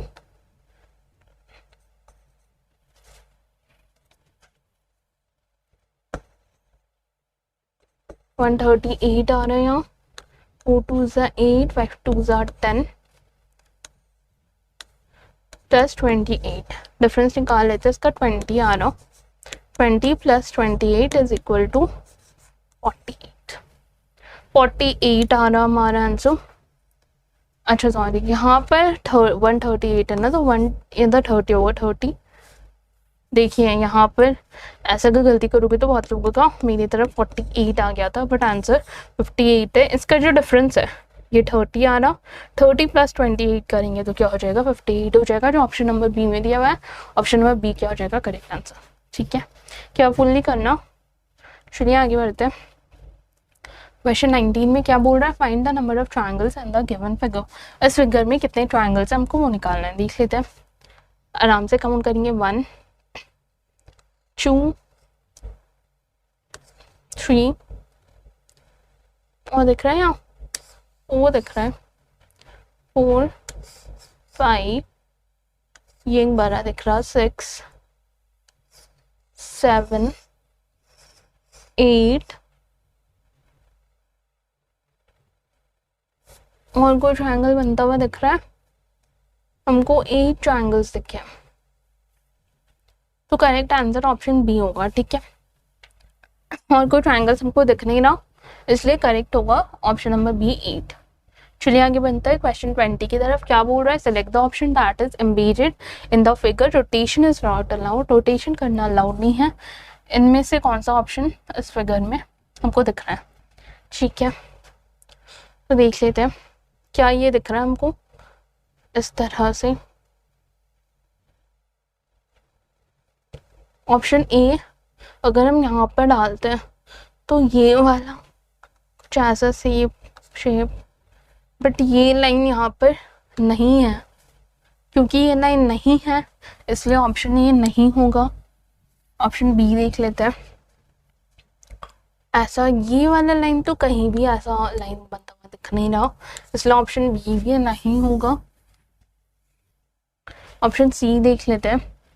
ऑप्शन सी भी हमको नहीं दिख रहा क्योंकि ये कुछ एक्स्ट्रा एडिशनल लाइन है जो यहाँ तो कहीं नहीं है, इसलिए ऑप्शन सी भी नहीं होगा। जो करेक्ट आंसर होना चाहिए वो डी होना चाहिए। भी देख लेते एक बार, ये इस जगह से लिया गया है, इसका मतलब ये वाला पार्ट हो सकता है। ये ऐसे बना हुआ है, ऐसे ही, तो जो हमको दिख रहा है पार्ट करेक्ट वो ऑप्शन नंबर डी दिख रहा। ऑप्शन नंबर डी हो जाएगा करेक्ट आंसर। ठीक है, 20 का ऑप्शन नंबर डी करेक्ट होगा। ठीक है, चलिए आगे बढ़ते हैं। क्वेश्चन 21 इनइक्वालिटी की क्वेश्चन दी हुई है, इसमें कौन सा ट्रू होगा हमें वो निकालना है। स्टेटमेंट दिया हुआ है, कंक्लूजन दिया हुआ है। कंक्लूजन देखेंगे तो जी और एच, तो क्या बोल रहा हूँ, G is less than equal to H. G यहाँ है, एच यहाँ है। इधर क्या हो रहा, इधर H is greater than equal to G हो रहा, बट यहाँ पर क्या दिया हुआ है, यहाँ भी वही दिया हुआ है कि जी एच से छोटा या इक्वल टू हो सकता है। वैसे ही जी एच से, एच जो है वो जी से बड़ा है या इक्वल टू है, तो ये क्या ट्रू होगा। देन आता है एफ और जी। एफ और जी आ रहा, तो क्लियरली ये वाली सबसे बड़ी साइन है यहाँ, मतलब इसका एफ इज ग्रेटर देन जी होगा। एफ इज ग्रेटर देन जी होगा या ग्रेटर देन इक्वल टू नहीं होगा। क्या होगा, एफ इज ग्रेटर देन जी होता तो ट्रू होता, क्योंकि ये इक्वल टू साइन भी दे दिया है, इसलिए ये फॉलो नहीं करेगा। तो जो फॉलो करेगा वो ओनली कंक्लूजन 1 इज ट्रू होगा, जो ऑप्शन नंबर ए में दिया हुआ, ऑप्शन नंबर ए हो जाएगा करेक्ट आंसर। ठीक है, चलिए आगे बढ़ते हैं अगले क्वेश्चन की तरफ। क्वेश्चन 22 क्या बोल रहा है, by rearranging the letters of P T LLIMUE we get an English meaningful word of 8 letters। 8 letter का हमको वर्ड मिल जाएगा। तो अब 3 वर्ड है, जो वर्ड मिलेगा हमें वो क्या होगा। ठीक है, बना लेते हैं। 6 7 6 7 3 2 6 3 2 6 1 4 8 1 4 8। तो मल्ट TLE ऐसा कोई वर्ड होता नहीं है, इसलिए ए वाले से कोई वर्ड नहीं बनेगा। नेक्स्ट देख लेते हैं बी से 6 7 2 3 6 7 2 3 5 1 4 8 5 1 4 8 4 8। तो मल्टीपल हो सकता है बट मल्टीपल नहीं होता। ये अगर चेंज होता मल्टीपल होता बट मल्टीपल नहीं होता है, ठीक है। तो इसलिए ऑप्शन बी भी नहीं होगा, ठीक है। सिर्फ इन दोनों लेटर्स का डिफरेंस है, ठीक है। आगे देख लेते हैं, सी वाले देख लेते हैं। सी में क्या हो रहा, 6 7 2 3 5, इसमें भी सेम ही लग रहा। 6 7 2 3 5, इसमें भी मछली आ रहा। 4 1 8 4 1 8। तो इसमें भी मछली पे तो ऐसा कोई वर्ड नहीं होता, तो ये भी नहीं होगा। जो ऑप्शन डी है वो चेक कर लेते हैं।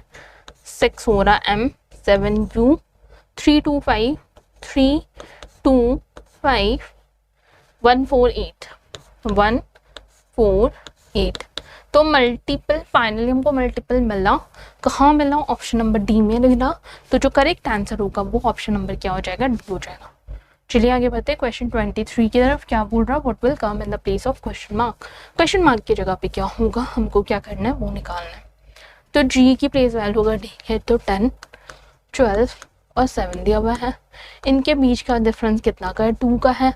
और इनके बीच का डिफरेंस कितना है, -3 का है। इसमें क्या हो रहा है 7 9, तो इसमें अगेन +2 हो रहा। और D 4 है, इनमें क्या हो रहा -3 हो रहा, ठीक है। तो इनमें भी +2 हो रहा। 12 14 +2 हो रहा, तो इनमें क्या होगा -3 होगा, मतलब I होगा यहाँ पर 9, ठीक है। तो जो करेक्ट आंसर होगा वो I होगा, ऑप्शन नंबर बी, ठीक है। बहुत ही सिंपल सा क्वेश्चन था। चलिए आगे बनते हैं क्वेश्चन 24। मिरर का क्वेश्चन दिया हुआ है। अगर राइट साइड में मिरर होगा तो यहाँ क्या फिगर बनेगा, हमको क्या करना है वो निकालना है। तो सक्सेसेस दिए हुए हैं, तो देख लेते हैं। SRO, O कैपिटल में, यहाँ क्या है स्मॉल ओ है, तो इसलिए नहीं होगा ये। बी देख लेते हैं।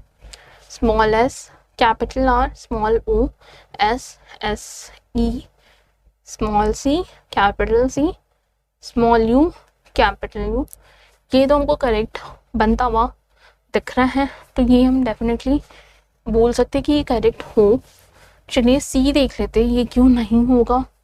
Small s R O, O के बाद कैपिटल S है, यहाँ कैपिटल है तो पहले कैपिटल होना चाहिए था फिर स्मॉल होना चाहिए था।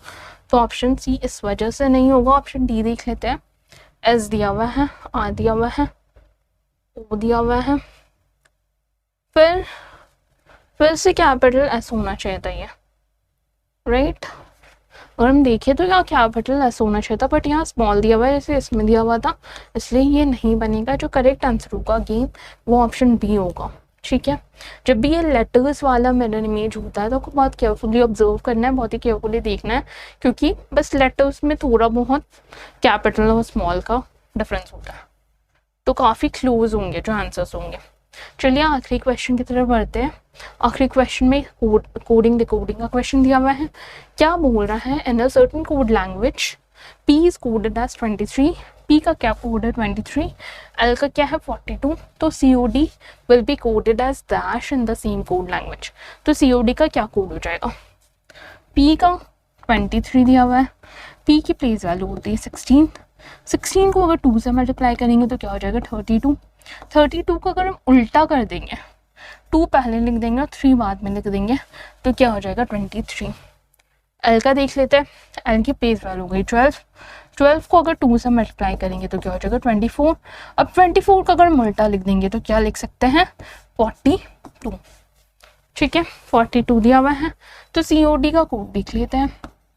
D की प्लेस वैल्यू होती है 04, O की होती है 15, C की क्या होती है 03।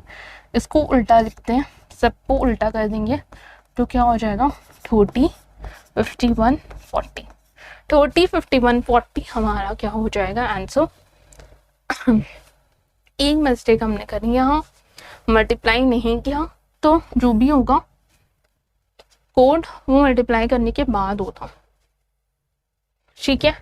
तो जैसे यहाँ पर जो भी आया कोड वो मल्टीप्लाई करने के बाद आया, तो इसका मतलब सी का जो कोड होगा वो 06 हो जाएगा। इसको मल्टीप्लाई करेंगे 2 से तो क्या होगा 30, और इसको मल्टीप्लाई करेंगे 4 को 2 से तो क्या हो जाएगा 08। तो इसका मतलब क्या होगा 60 03 80। 60 03 80 हमारा COD का कोड होगा। 60 03 80 हमारा ऑप्शन नंबर ए में दिया हुआ है। ऑप्शन नंबर ए हो जाएगा मैंने क्या करेक्ट आंसर, ठीक है। हमने इधर मल्टीप्लाई नहीं करा था क्योंकि एक लेटर का जो प्लेस वैल्यू होता है उसमें मल्टीप्लाई करेंगे 2, उसके बाद जो कोड ऑब्टेन होगा उसका हमको क्या करना है, रिवर्स करना है, ठीक है। तो सी का 3 होता है तो मल्टीप्लाई करेंगे तो 6 हो जाएगा, 15 इंटू 2 करेंगे 30 हो जाएगा, 4 इंटू 2 करेंगे 8 हो जाएगा, तो 60 03 और 80 हो रहा, ठीक है। ऑप्शन नंबर ए हो जाएगा हमारा करेक्ट आंसर।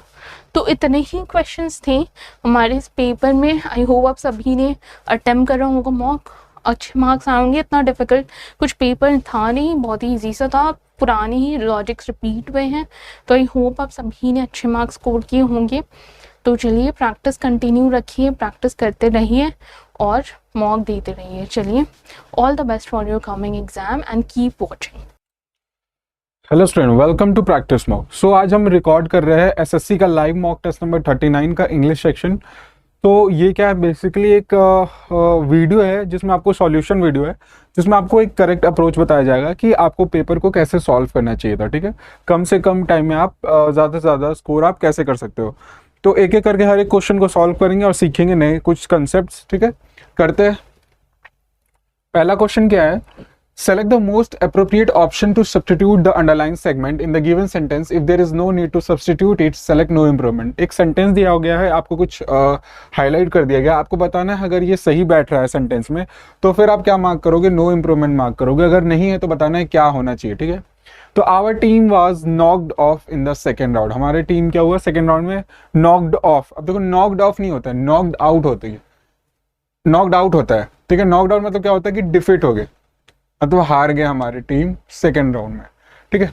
अब देखो नॉक्ड ऑफ मतलब क्या होता है, नॉक्ड ऑफ मतलब होता है कि किसी चीज को मना करना, टू स्टॉप डूइंग समथिंग, ठीक है। तो ये हमारे क्या होगा, कंटेक्चुअली गलत हो जाएगा। बाकी देखते क्या वर्ड्स है, नॉक्ड बैक। नॉक्ड बैक क्या होता है कि कोई चीज से रिफ्यूज करना, टू रिफ्यूज, या किसी चीज से मना करना, कि कोई चीज से आप मना करो, टू एग्री टू समथिंग, किसी चीज को मना करो या किसी चीज को एक्सेप्ट करने से आप मना कर रहे हो, ठीक है।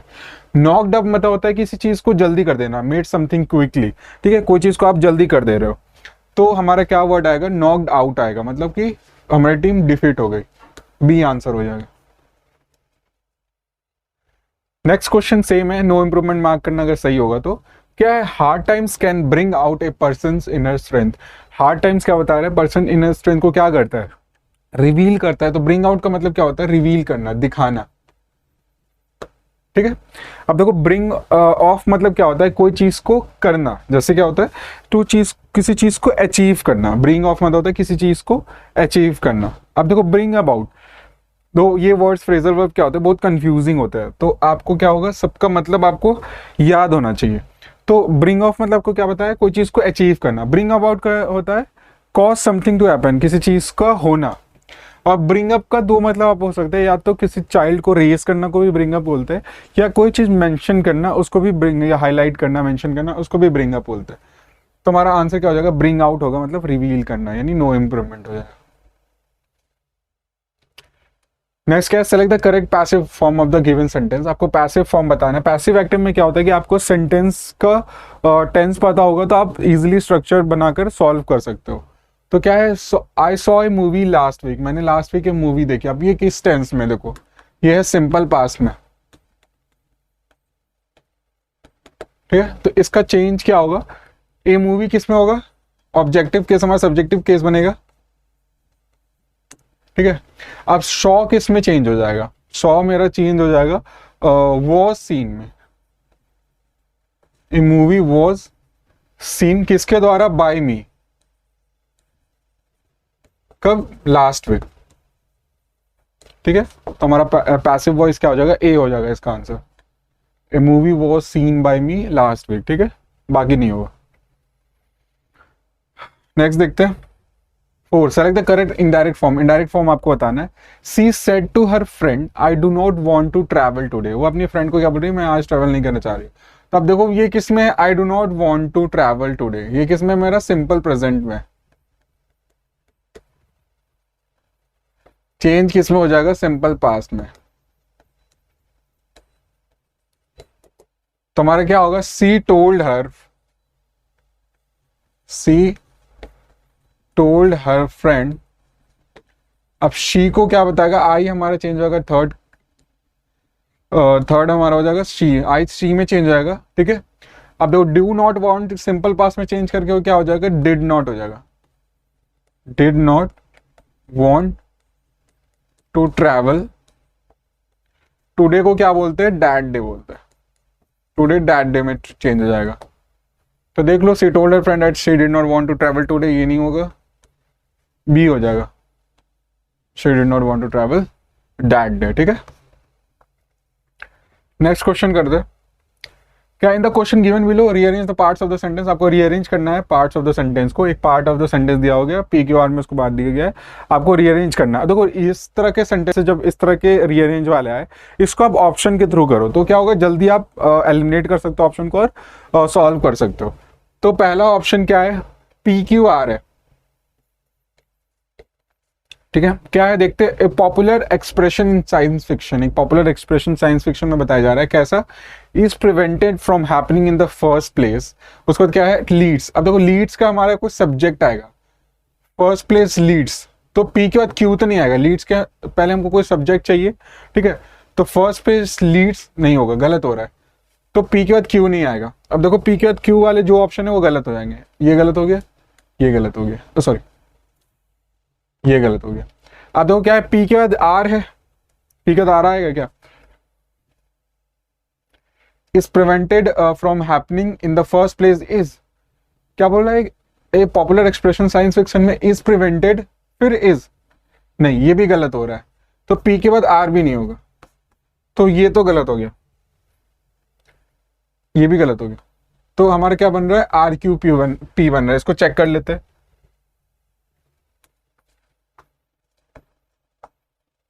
ये बन रहा है हमारा क्या है? ए popular expression in science fiction. A popular expression science fiction में क्या बता रहा है? इज दैट, क्या है वो साइंस फिक्शन का popular expression? That consistency paradoxes.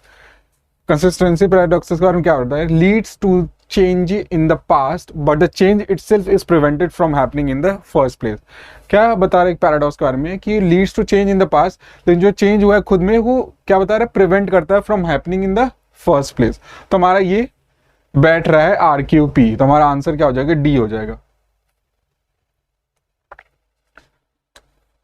तो सेंटेंसेस वाले जो रहते चेंज करने वाले, उसको ऐसे ही पढ़ो कि मतलब ऑप्शन के थ्रू करो। ऑप्शन के थ्रू करोगे तो आप जल्दी एलिमिनेट करके सॉल्व कर सकते हो। नेक्स्ट क्या है देखते, सेम है इस तरह। इसको भी हम क्या करेंगे? ऑप्शन के थ्रू देखेंगे।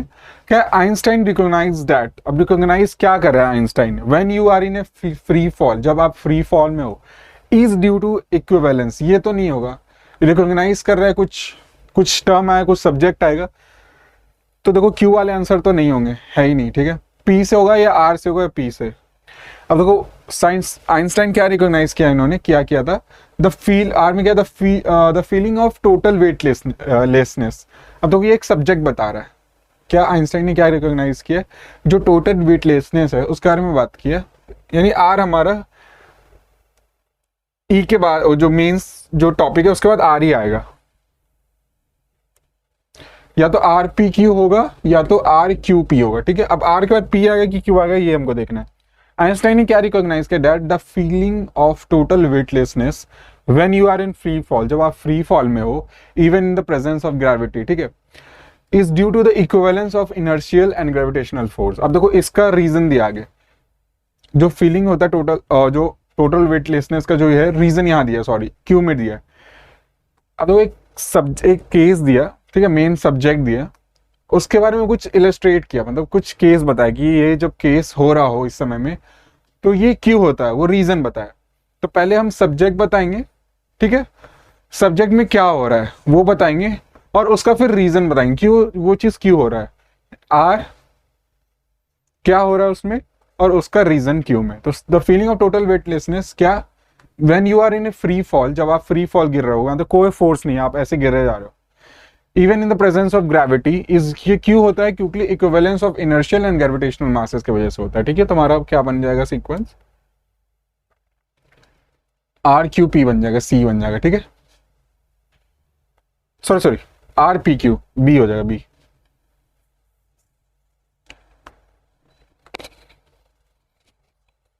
चलो 7 नंबर करते हैं। Find out which part of the sentence has an error, आपको बताना है किस पार्ट में एरर है। A large number of outfit were left unsold because people did not purchase them during the sale, ठीक है, बहुत बड़े पैमाने में आउटफिट क्या वो अनसोल्ड रह गया, नहीं बिका क्योंकि लोगों ने क्या सेल में उसको खरीदा नहीं।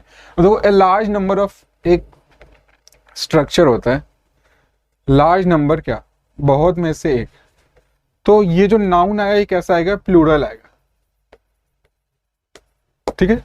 तो आउटफिट क्या है, यहाँ सिंगुलर है, ये क्या होगा, आउटफिट्स होगा। तो ए पार्ट में हमारा एरर है, ठीक है। नेक्स्ट क्वेश्चन करते हैं एरर का ये, the committee is likely to take its time to examine the evidence before passing their verdict, क्या बता रहे कमिटी क्या होगा, हो सकता है अपना टाइम ले क्या वर्डिक्ट को पास करने से पहले, तो ठीक है। कमिटी हमारा यहाँ पे क्या है, सिंगुलर है, तो सारे चीज इसके अनुसार सिंगुलर आएंगे, इज है, ठीक है। अब देखो यहाँ पे क्या है, इट्स, कमिटी अपना टाइम लेगी किस चीज को देने में, वर्डिक्ट देने के लिए। देयर क्या प्लूरल को शो करता है, तो देयर की जगह पे क्या होगा हमारा, इट्स होगा, ठीक है। तो हमारे किस पार्ट में एरर है, डी पार्ट में एरर है। नेक्स्ट करते हैं, आपको बताना है कि कौन सा एडीएम का मतलब क्या है, क्लीन द एयर का मतलब क्या होता है। क्लीन द एयर का मतलब होता है कि मिसअंडरस्टैंडिंग को हटाना, ठीक है, आप एयर को क्लीन कर रहे हो, यानी अपने बीच में लोगों के बीच में मिसअंडरस्टैंडिंग को क्लीन कर रहे हो, हटा रहे हो, रिमूव मिसअंडरस्टैंडिंग, ठीक है। तो डी आंसर हो जाएगा। नेक्स्ट क्या है, गेट कोल्ड फीट, ठीक है, गेट कोल्ड फीट मतलब ठंडे पैर हो जाना, ठंडे पैर हो गए यानी आपके कॉन्फिडेंस लूज हो चुका है, तो लूज कॉन्फिडेंस, ए हो जाएगा 10 का। नेक्स्ट है फिलर का क्वेश्चन है, चले तो मोस्ट अप्रोप्रिएट वर्ड आपको बताना है कि क्या आएगा। The US currency vaulted to 2 decade highs this week and its strength is tightening financial condition just as the world economy dash the prospect of a slowdown। क्या बात हो रही है इस सेंटेंस में कि यूएस इकोनॉमी का जो यूएस का जो करेंसी है वो पिछले ये 2 दशकों में सबसे ज्यादा है, हाई है, सबसे हाई है। इट्स स्ट्रेंथ के बारे में क्या बता रहा है, वो उसको रिस्ट्रिक्ट कर रहा है फाइनेंशियल कंडीशन को, उसी समय जस्ट एज जब वर्ल्ड इकोनॉमी क्या कर रहा था। अब हमें यहाँ देखो क्या है, वर्ल्ड इकोनॉमी क्या है, सिंगुलर सब्जेक्ट है, तो वर्ब हमारा कैसा आएगा, सिंगुलर वर्ब आएगा। वर्ल्ड इकोनॉमी क्या कर रहा था किस समय में, the prospect of slow down के समय में, उसी समय की बात हो रहा है जब वर्ल्ड इकोनॉमी क्या कर रहा होगा, यूटिलाइज करना, यूज नहीं कर रहा था स्लो डाउन के समय को, जब वर्ल्ड इकोनॉमी फेस कर रहा था, कन्फ्रंट्स कर रहा था, क्या स्लो डाउन के समय जब वर्ल्ड इकोनॉमी फेस कर रहा था उसी समय क्या हुआ, उसका स्ट्रेंथ और उसको रिस्ट्रिक्ट कर रहा था।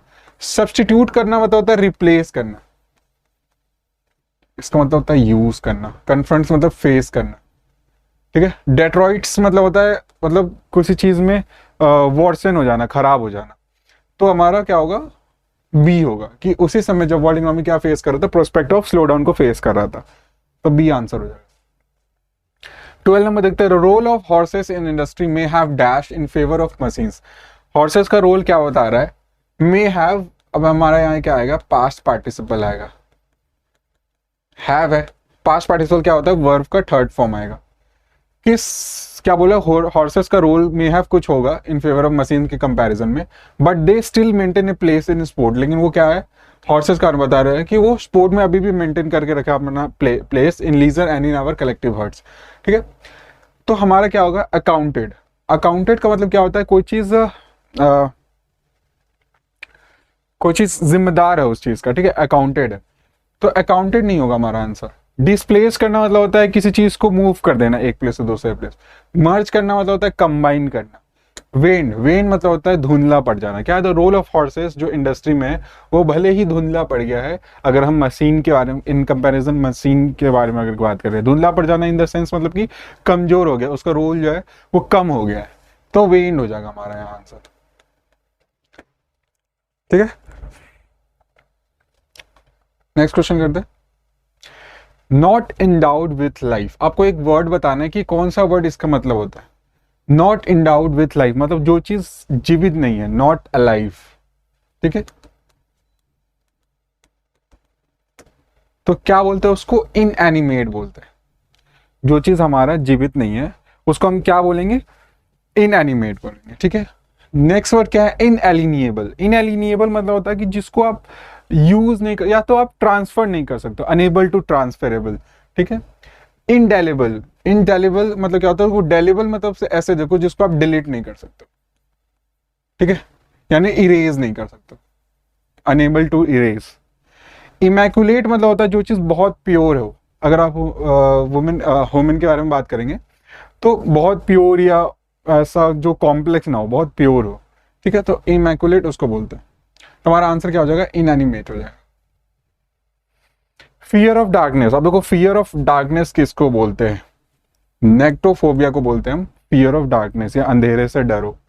लोगोफोबिया होता है कि आपको वर्ड्स से डरो, वर्ड्स, फियर ऑफ वर्ड्स। ठीक है, नेक्रोफोबिया, नेक्रोफोबिया क्या होता है कि आपको डेड बॉडी से डरो। और ऑर्थोफोबिया क्या होगा कि फियर ऑफ प्रॉपर्टी से आपको। तुम्हारा आंसर क्या हो जाएगा, नेक्टोफोबिया। नेक्स्ट क्या करना है, out of you choose the word which expresses the word opposite. Opposite मतलब बताना है। पर्सोनिफाई, पर्सोनिफाई मतलब क्या होता है कि कोई चीज का क्लियर एग्जांपल देना, पर्सोनिफाई करना, उसको और अच्छे से एक्सप्लेन करना। तो उसका उल्टा क्या हो जाएगा कि उस चीज को छुपाना, ऑब्सक्योर करना। ठीक है, इम्बॉडी करना, इम्बॉडी करना मतलब होता है किसी चीज को कॉन्क्रीट फॉर्म में दिखाना। उसका ही इनकारनेट मतलब क्या होता है कि ह्यूमन बींग्स के फॉर्म में दिखाना। नेक्स्ट क्या, इलस्ट्रेट करना, इलस्ट्रेट मतलब होता है कि किसी चीज का एग्जांपल देना, तो गिव एग्जांपल। तो हमारा आंसर क्या हो जाएगा, ऑब्सक्योर करना, डी हो जाएगा। नेक्स्ट क्या, आपको राइट मीनिंग बताना। राइट मीनिंग मतलब सिनोनिम बताना, सेम मतलब बताना है। इरेडिकेट करना, इरेडिकेट मतलब किसी चीज को हटा देना, या तो तहस नहस करना कुछ भी चीज, यानी वहां से हटा देना, यानी मूव अवे करना, हटा देना। तो ऑब्लिटरेट मतलब यही होता है, या फिर तहस नहस कर देना, ऑब्लिटरेट हो जाएगा उसका आंसर। अब देखो क्या है, नेक्स्ट वर्ड है रेटिफाई करना। ठीक है, रेटिफाई करना, रेटिफाई करना होता है किसी चीज पे एग्री करना। ठीक है, एक तरह से फॉर्मली अप्रूव करना, किसी चीज पे फॉर्मली अप्रूव करना। फोर्ज मतलब क्या होता है, किसी चीज को बनाना। ठीक है, एक्रेडिट मतलब होता है कि ऑथोरिटी, और किसी चीज को ऑथराइज कर देना, किसी चीज पे आप ऑथोरिटी दे रहे हो। तो हमारा आंसर क्या हो जाएगा, ऑब्लिटरेट। अब देखो एवरेज, इसका मतलब क्या, राइट मीनिंग यानी सेम सेम मतलब बताना। एवरेज मतलब क्या होता है, किसी चीज में दूरी को कम कर देना, यानी किसी चीज को शॉर्ट एंड कर देना। तो प्रोलॉन्ग मतलब क्या होगा इसका, प्रोलॉन्ग मतलब तो लंबा करना होता है। कर्टेल करना हो जाएगा इसका सेम मतलब, कि कोई चीज में कमी कर देना, छोटा कर देना। ऑगमेंटेड डायलेटेड, इसका मतलब ये होता है किसी चीज को एक्सटेंड कर देना। तो ये सारे इसके क्या हो जाएंगे, एंटोनिम्स हो जाएंगे, प्रोलॉन्ग, ऑगमेंटेड और डायलेटेड। तुम्हारा आंसर क्या हो जाएगा, कर्टेल्ड हो जाएगा। नेक्स्ट वर्ड क्या है, आपको बताना है, अपोजिट मतलब बताना है। एब्रोगेट, एब्रोगेट मतलब होता है, आप लॉ के सेंस में ले सकते हैं कि किसी लॉ को कैंसिल कर देना, या फिर मना कर देना किसी लॉ को पास होने से। तो इसका उल्टा क्या होगा कि आप उस चीज को पास करने दे रहे हो, इनेक्ट कर रहे हो। ठीक है, मेनली इसको सेंस लेते लॉ के सेंस में। ठीक है, अब अबेट, नेक्स्ट क्या है, अबेट, बी। इसका मतलब क्या होता है, लेस इफेक्टिव, जो चीज ज्यादा सीवियर ना हो, इंटेंस ना हो, लेस इफेक्टिव हो। वैकेट मतलब होता है खाली करना, रिवोक मतलब होता है कैंसिल कर देना। इसका मतलब होता है लेस इफेक्टिव, वैकेट मतलब खाली कर देना। ठीक है, तुम्हारा आंसर क्या हो जाएगा, इनेक्ट करना। आपको तो करेक्ट स्पेलिंग बताना है आपको। देखो स्पेलिंग वाले वर्ड्स को कैसे करने, आप बस देख लो क्या दिखा है, सेडिशन लिखा हुआ है, इसको आप लिख लो, SEDITION। अब इसको क्या करो, आप मिला लो उधर से, किस में मैच कर रहा है, देखो बी में मैच कर रहा है सेडिशन, सेडिशन मतलब क्या होता है कि आप एक तरह से आवाज उठा रहे हो, जो करंट रिजाइम है, जो करंट अथॉरिटी है, उसके खिलाफ आप बोल रहे हो, तो सेडिशन उसी को बोलते हैं। नेक्स्ट वर्ड क्या है? डेफरेंस। देखो, एक होता है डिफरेंस। डिफरेंस मतलब होता है कि किसी में अंतर होना, और डेफरेंस क्या होता है? किसी को आप रिस्पेक्ट दे रहे हो, किसी को आप किसी थर्ड पर्सन को आप रिस्पेक्ट दे रहे हो। तो इसका स्पेलिंग आपको बताना क्या हो जाएगा? तो DEFERENCE होता है, ठीक है। देख लो किसमें, डी में है। तो डेफरेंस मतलब क्या होता है? किसी को आप रिस्पेक्ट दे रहे हो। नेक्स्ट करते हैं। अब देखो, क्लोज टेस्ट है। क्लोज टेस्ट में आपको बताना है कि पांचों में क्या आएगा। इसको आप देखो कैसे सॉल्व करो। इसको आप सॉल्व करो कि पहले देखो कि क्लोज टेस्ट का टॉपिक क्या है, पॉजिटिव बातें कर रहा है, नेगेटिव बातें कर रहा है। तो इस तरह से आप क्या करोगे, आप टोन आइडेंटिफाई कर सकते हो। तो बहुत ऑप्शन ऐसे भी एलिमिनेट हो सकते हो। क्लोज टेस्ट को समझना बहुत जरूरी है उसको सॉल्व करने से पहले। तो आप पूरा पैसेज पहले समझते हैं क्या बात हो रही है। तो क्या है, पढ़ते हैं। The conceptualisation of trauma has change. Conceptualisation, जो ट्रॉमा के बारे में बात हो रही है, जो उसका डेफिनेशन है, वो क्या हो चुका है? वो चेंज हो चुका है। उसके बारे में कंसेप्ट है, क्या चेंज हो चुका है। अब देखो यहाँ पे वर्ब है, तो इसको मॉडिफाई कौन करेगा? एडवर्ब करेगा हमारा। तो क्या वो चेंज हो चुका है ओवर टाइम, समय के हिसाब से चेंज हो चुका है। हिस्टोरिकली यानी पास्ट के बारे में बात हो रही है। क्या बात हो रही है? Much of the clinical thinking about the trauma has taken a narrow view, assuming that trauma dash the infliction of physical wounds and harms. क्या बता रहा है कि ज्यादातर क्लिनिकल थिंकिंग क्या थी ट्रॉमा के बारे में? बहुत छोटी थी। कैसी थी कि मान लो आपको फिजिकल ही चोट लगा है तो ही आपको ट्रॉमा है, उस बारे में बात हो रहा है, ठीक है। ट्रॉमा डैश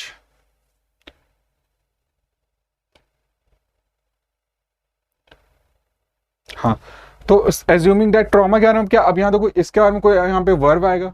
वर्ब कैसा आएगा? पास्ट के बारे में बात हो रही है तो वर्ब कैसा आएगा? सेकंड फॉर्म आएगा। आगे बढ़े। In the early 20th century clinicians recognize dash of trauma, ठीक है। क्लिनिशियंस ने क्या किया? रिकॉग्नाइज किया। अब यहाँ ऑब्जेक्ट आएगा हमारा, यानी नाउन आएगा। कैसा, क्या रिकॉग्नाइज किया? कि ट्रॉमा के कुछ पार्ट्स को रिकॉग्नाइज, कुछ तो रिकॉग्नाइज किया होगा। सोल्जर में रिकॉग्नाइज किया। क्या रिकॉग्नाइज किया? Using terms such as shell shock and war neurosis, ठीक है। क्या बात करें, अर्ली 20th सेंचुरीज में क्लिनिशियंस ने रिकॉग्नाइज किया ट्रॉमा को सोल्जर्स में, इस टर्म्स के अनुसार कुछ टर्म्स दिए उसको, और क्या बताया बाद में? उसको बताया लेटर एक collection of frequently dash after effects of trauma reconceptualized as post traumatic stress disorder, ठीक है। उसके बाद क्या, आफ्टर इफेक्ट्स ऑफ ट्रॉमा को ये टर्म दे दिया गया। क्या टर्म दे दिया गया? Post traumatic stress disorder. अब देखो यहाँ पे क्या है, फ्रीक्वेंटली हमारा एडवर्ब है, तो हमारा यहाँ क्या आएगा? एक एडजेक्टिव आएगा, सॉरी वर्ब आएगा। वर्ब को ही मॉडिफाई करेगा। आगे क्या है? After effects of trauma dash reconceptualize. अब यहाँ पे हमारा मेन वर्ब है, तो यहाँ पे क्या आएगा? एक हेल्पिंग वर्ब आएगा। सॉरी, तो हमारा एक यहाँ हेल्पिंग वर्ब आएगा। हेल्पिंग वर्ब कैसा आएगा? पास्ट के बारे में बात करें तो हमारा पास्ट से रिलेटेड कुछ हेल्पिंग वर्ब आएगा। आगे देखते हैं। अब देखो यहाँ पे कुछ और टर्म मैं समझाता हूँ। ट्रॉमा को क्या किया गया? रिकंसेप्चुलाइज किया गया, ठीक है। उस चीज को किया गया, यानी यहाँ पे क्या होगा? पैसिव वॉइस आएगा, किया जा रहा है उस चीज को, ठीक है। तो पैसिव वॉइस आएगा हमारे में, ठीक है। कंसेप्चुलाइज किया गया उस चीज को, ठीक है, ठीक है। कोई कर नहीं रहा है, ट्रॉमा कोई नहीं कर रहा है, किसी और के द्वारा रिकंसेप्चुलाइज किया गया, ठीक है। तो उसको पैसिव वॉइस में हम लिखेंगे। तो हमारा जो भी यहाँ पे वर्ब आएगा हेल्पिंग वर्ब, वो पैसिव फॉर्म में होना चाहिए। मतलब पैसिव फॉर्म में होगा तो ही ये, सॉरी इसको मैं फिर से बताता हूँ, थोड़ा गड़बड़ हो गया।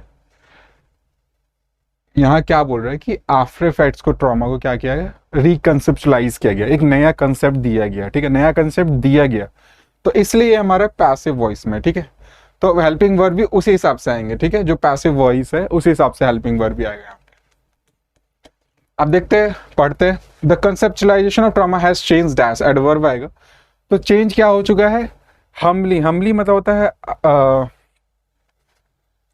हम्बली कैसे होता हो? आप बहुत हम्बल हो, शांत हो, तो हम्बली नहीं होगा। सिग्निफिकेंटली मतलब नोटेबली, आप उसको नोटिस कर रहे हो, बहुत अच्छे तरीके से चेंज हो चुका है, तो ये हो सकता है। हॉटली मतलब होता है कि प्राइड है, विथ प्राइड आप घमंड भी बोल सकते हो। डेफिडेंटली मतलब होता है कि लैक ऑफ कॉन्फिडेंस है या फिर साइनेस है, तो सिग्निफिकेंटली हो जाएगा पहला में। पहला क्या होगा कि trauma has change significantly over time, ठीक है। आगे क्या बात हो रहा है, historically much of the clinical thinking about trauma has taken narrow view, छोटा व्यू था क्या, कि assuming that trauma dash the इन्फ्लिक्शन of physical wounds and harms.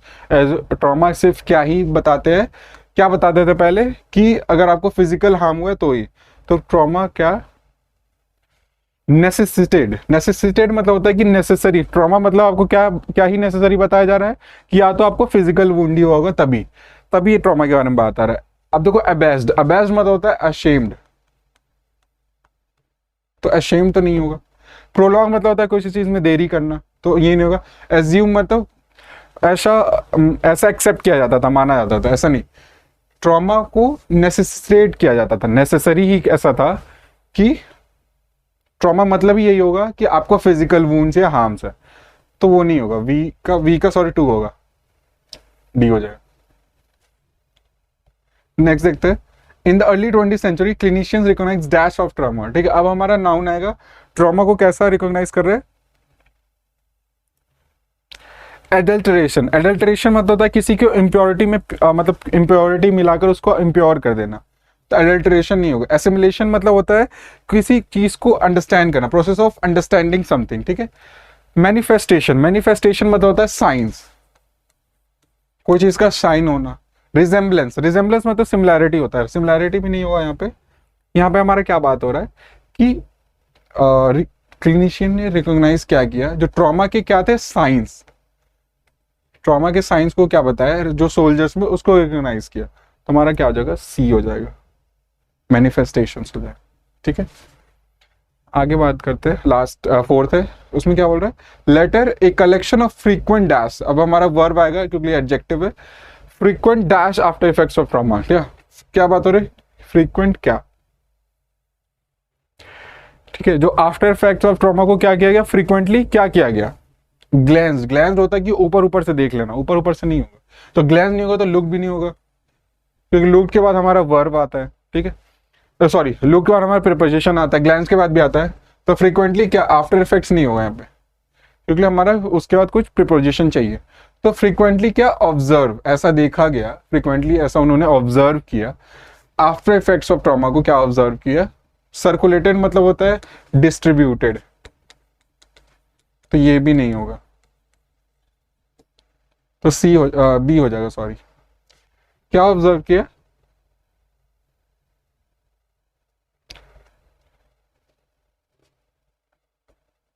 After effects of trauma को क्या किया, रिकंसेप्चुअलाइज किया, क्या इस टर्म में दिया। तो अब हमारा क्या होगा, यहाँ पे एक हेल्पिंग वर्ब आएगा किसके हिसाब से, रिकंसेप्चुअलाइज की वजह से। अब देखो हैव, वर, वॉज और हैज। अब देखो यहाँ पे क्या आफ्टर इफेक्ट्स है, तो हमारा क्या होगा, प्लूरल ही आएगा जो भी वर्ब आएगा, तो वॉज और हैज तो कट गया। अब देखो मैंने बोला कि यहाँ पे क्या आएगा, पैसिव कंस्ट्रक्शन बना रहा है, तो हैव के साथ पैसिव कंस्ट्रक्शन में क्या हो जाता है, प्रेजेंट पार्टिसिपल आता है।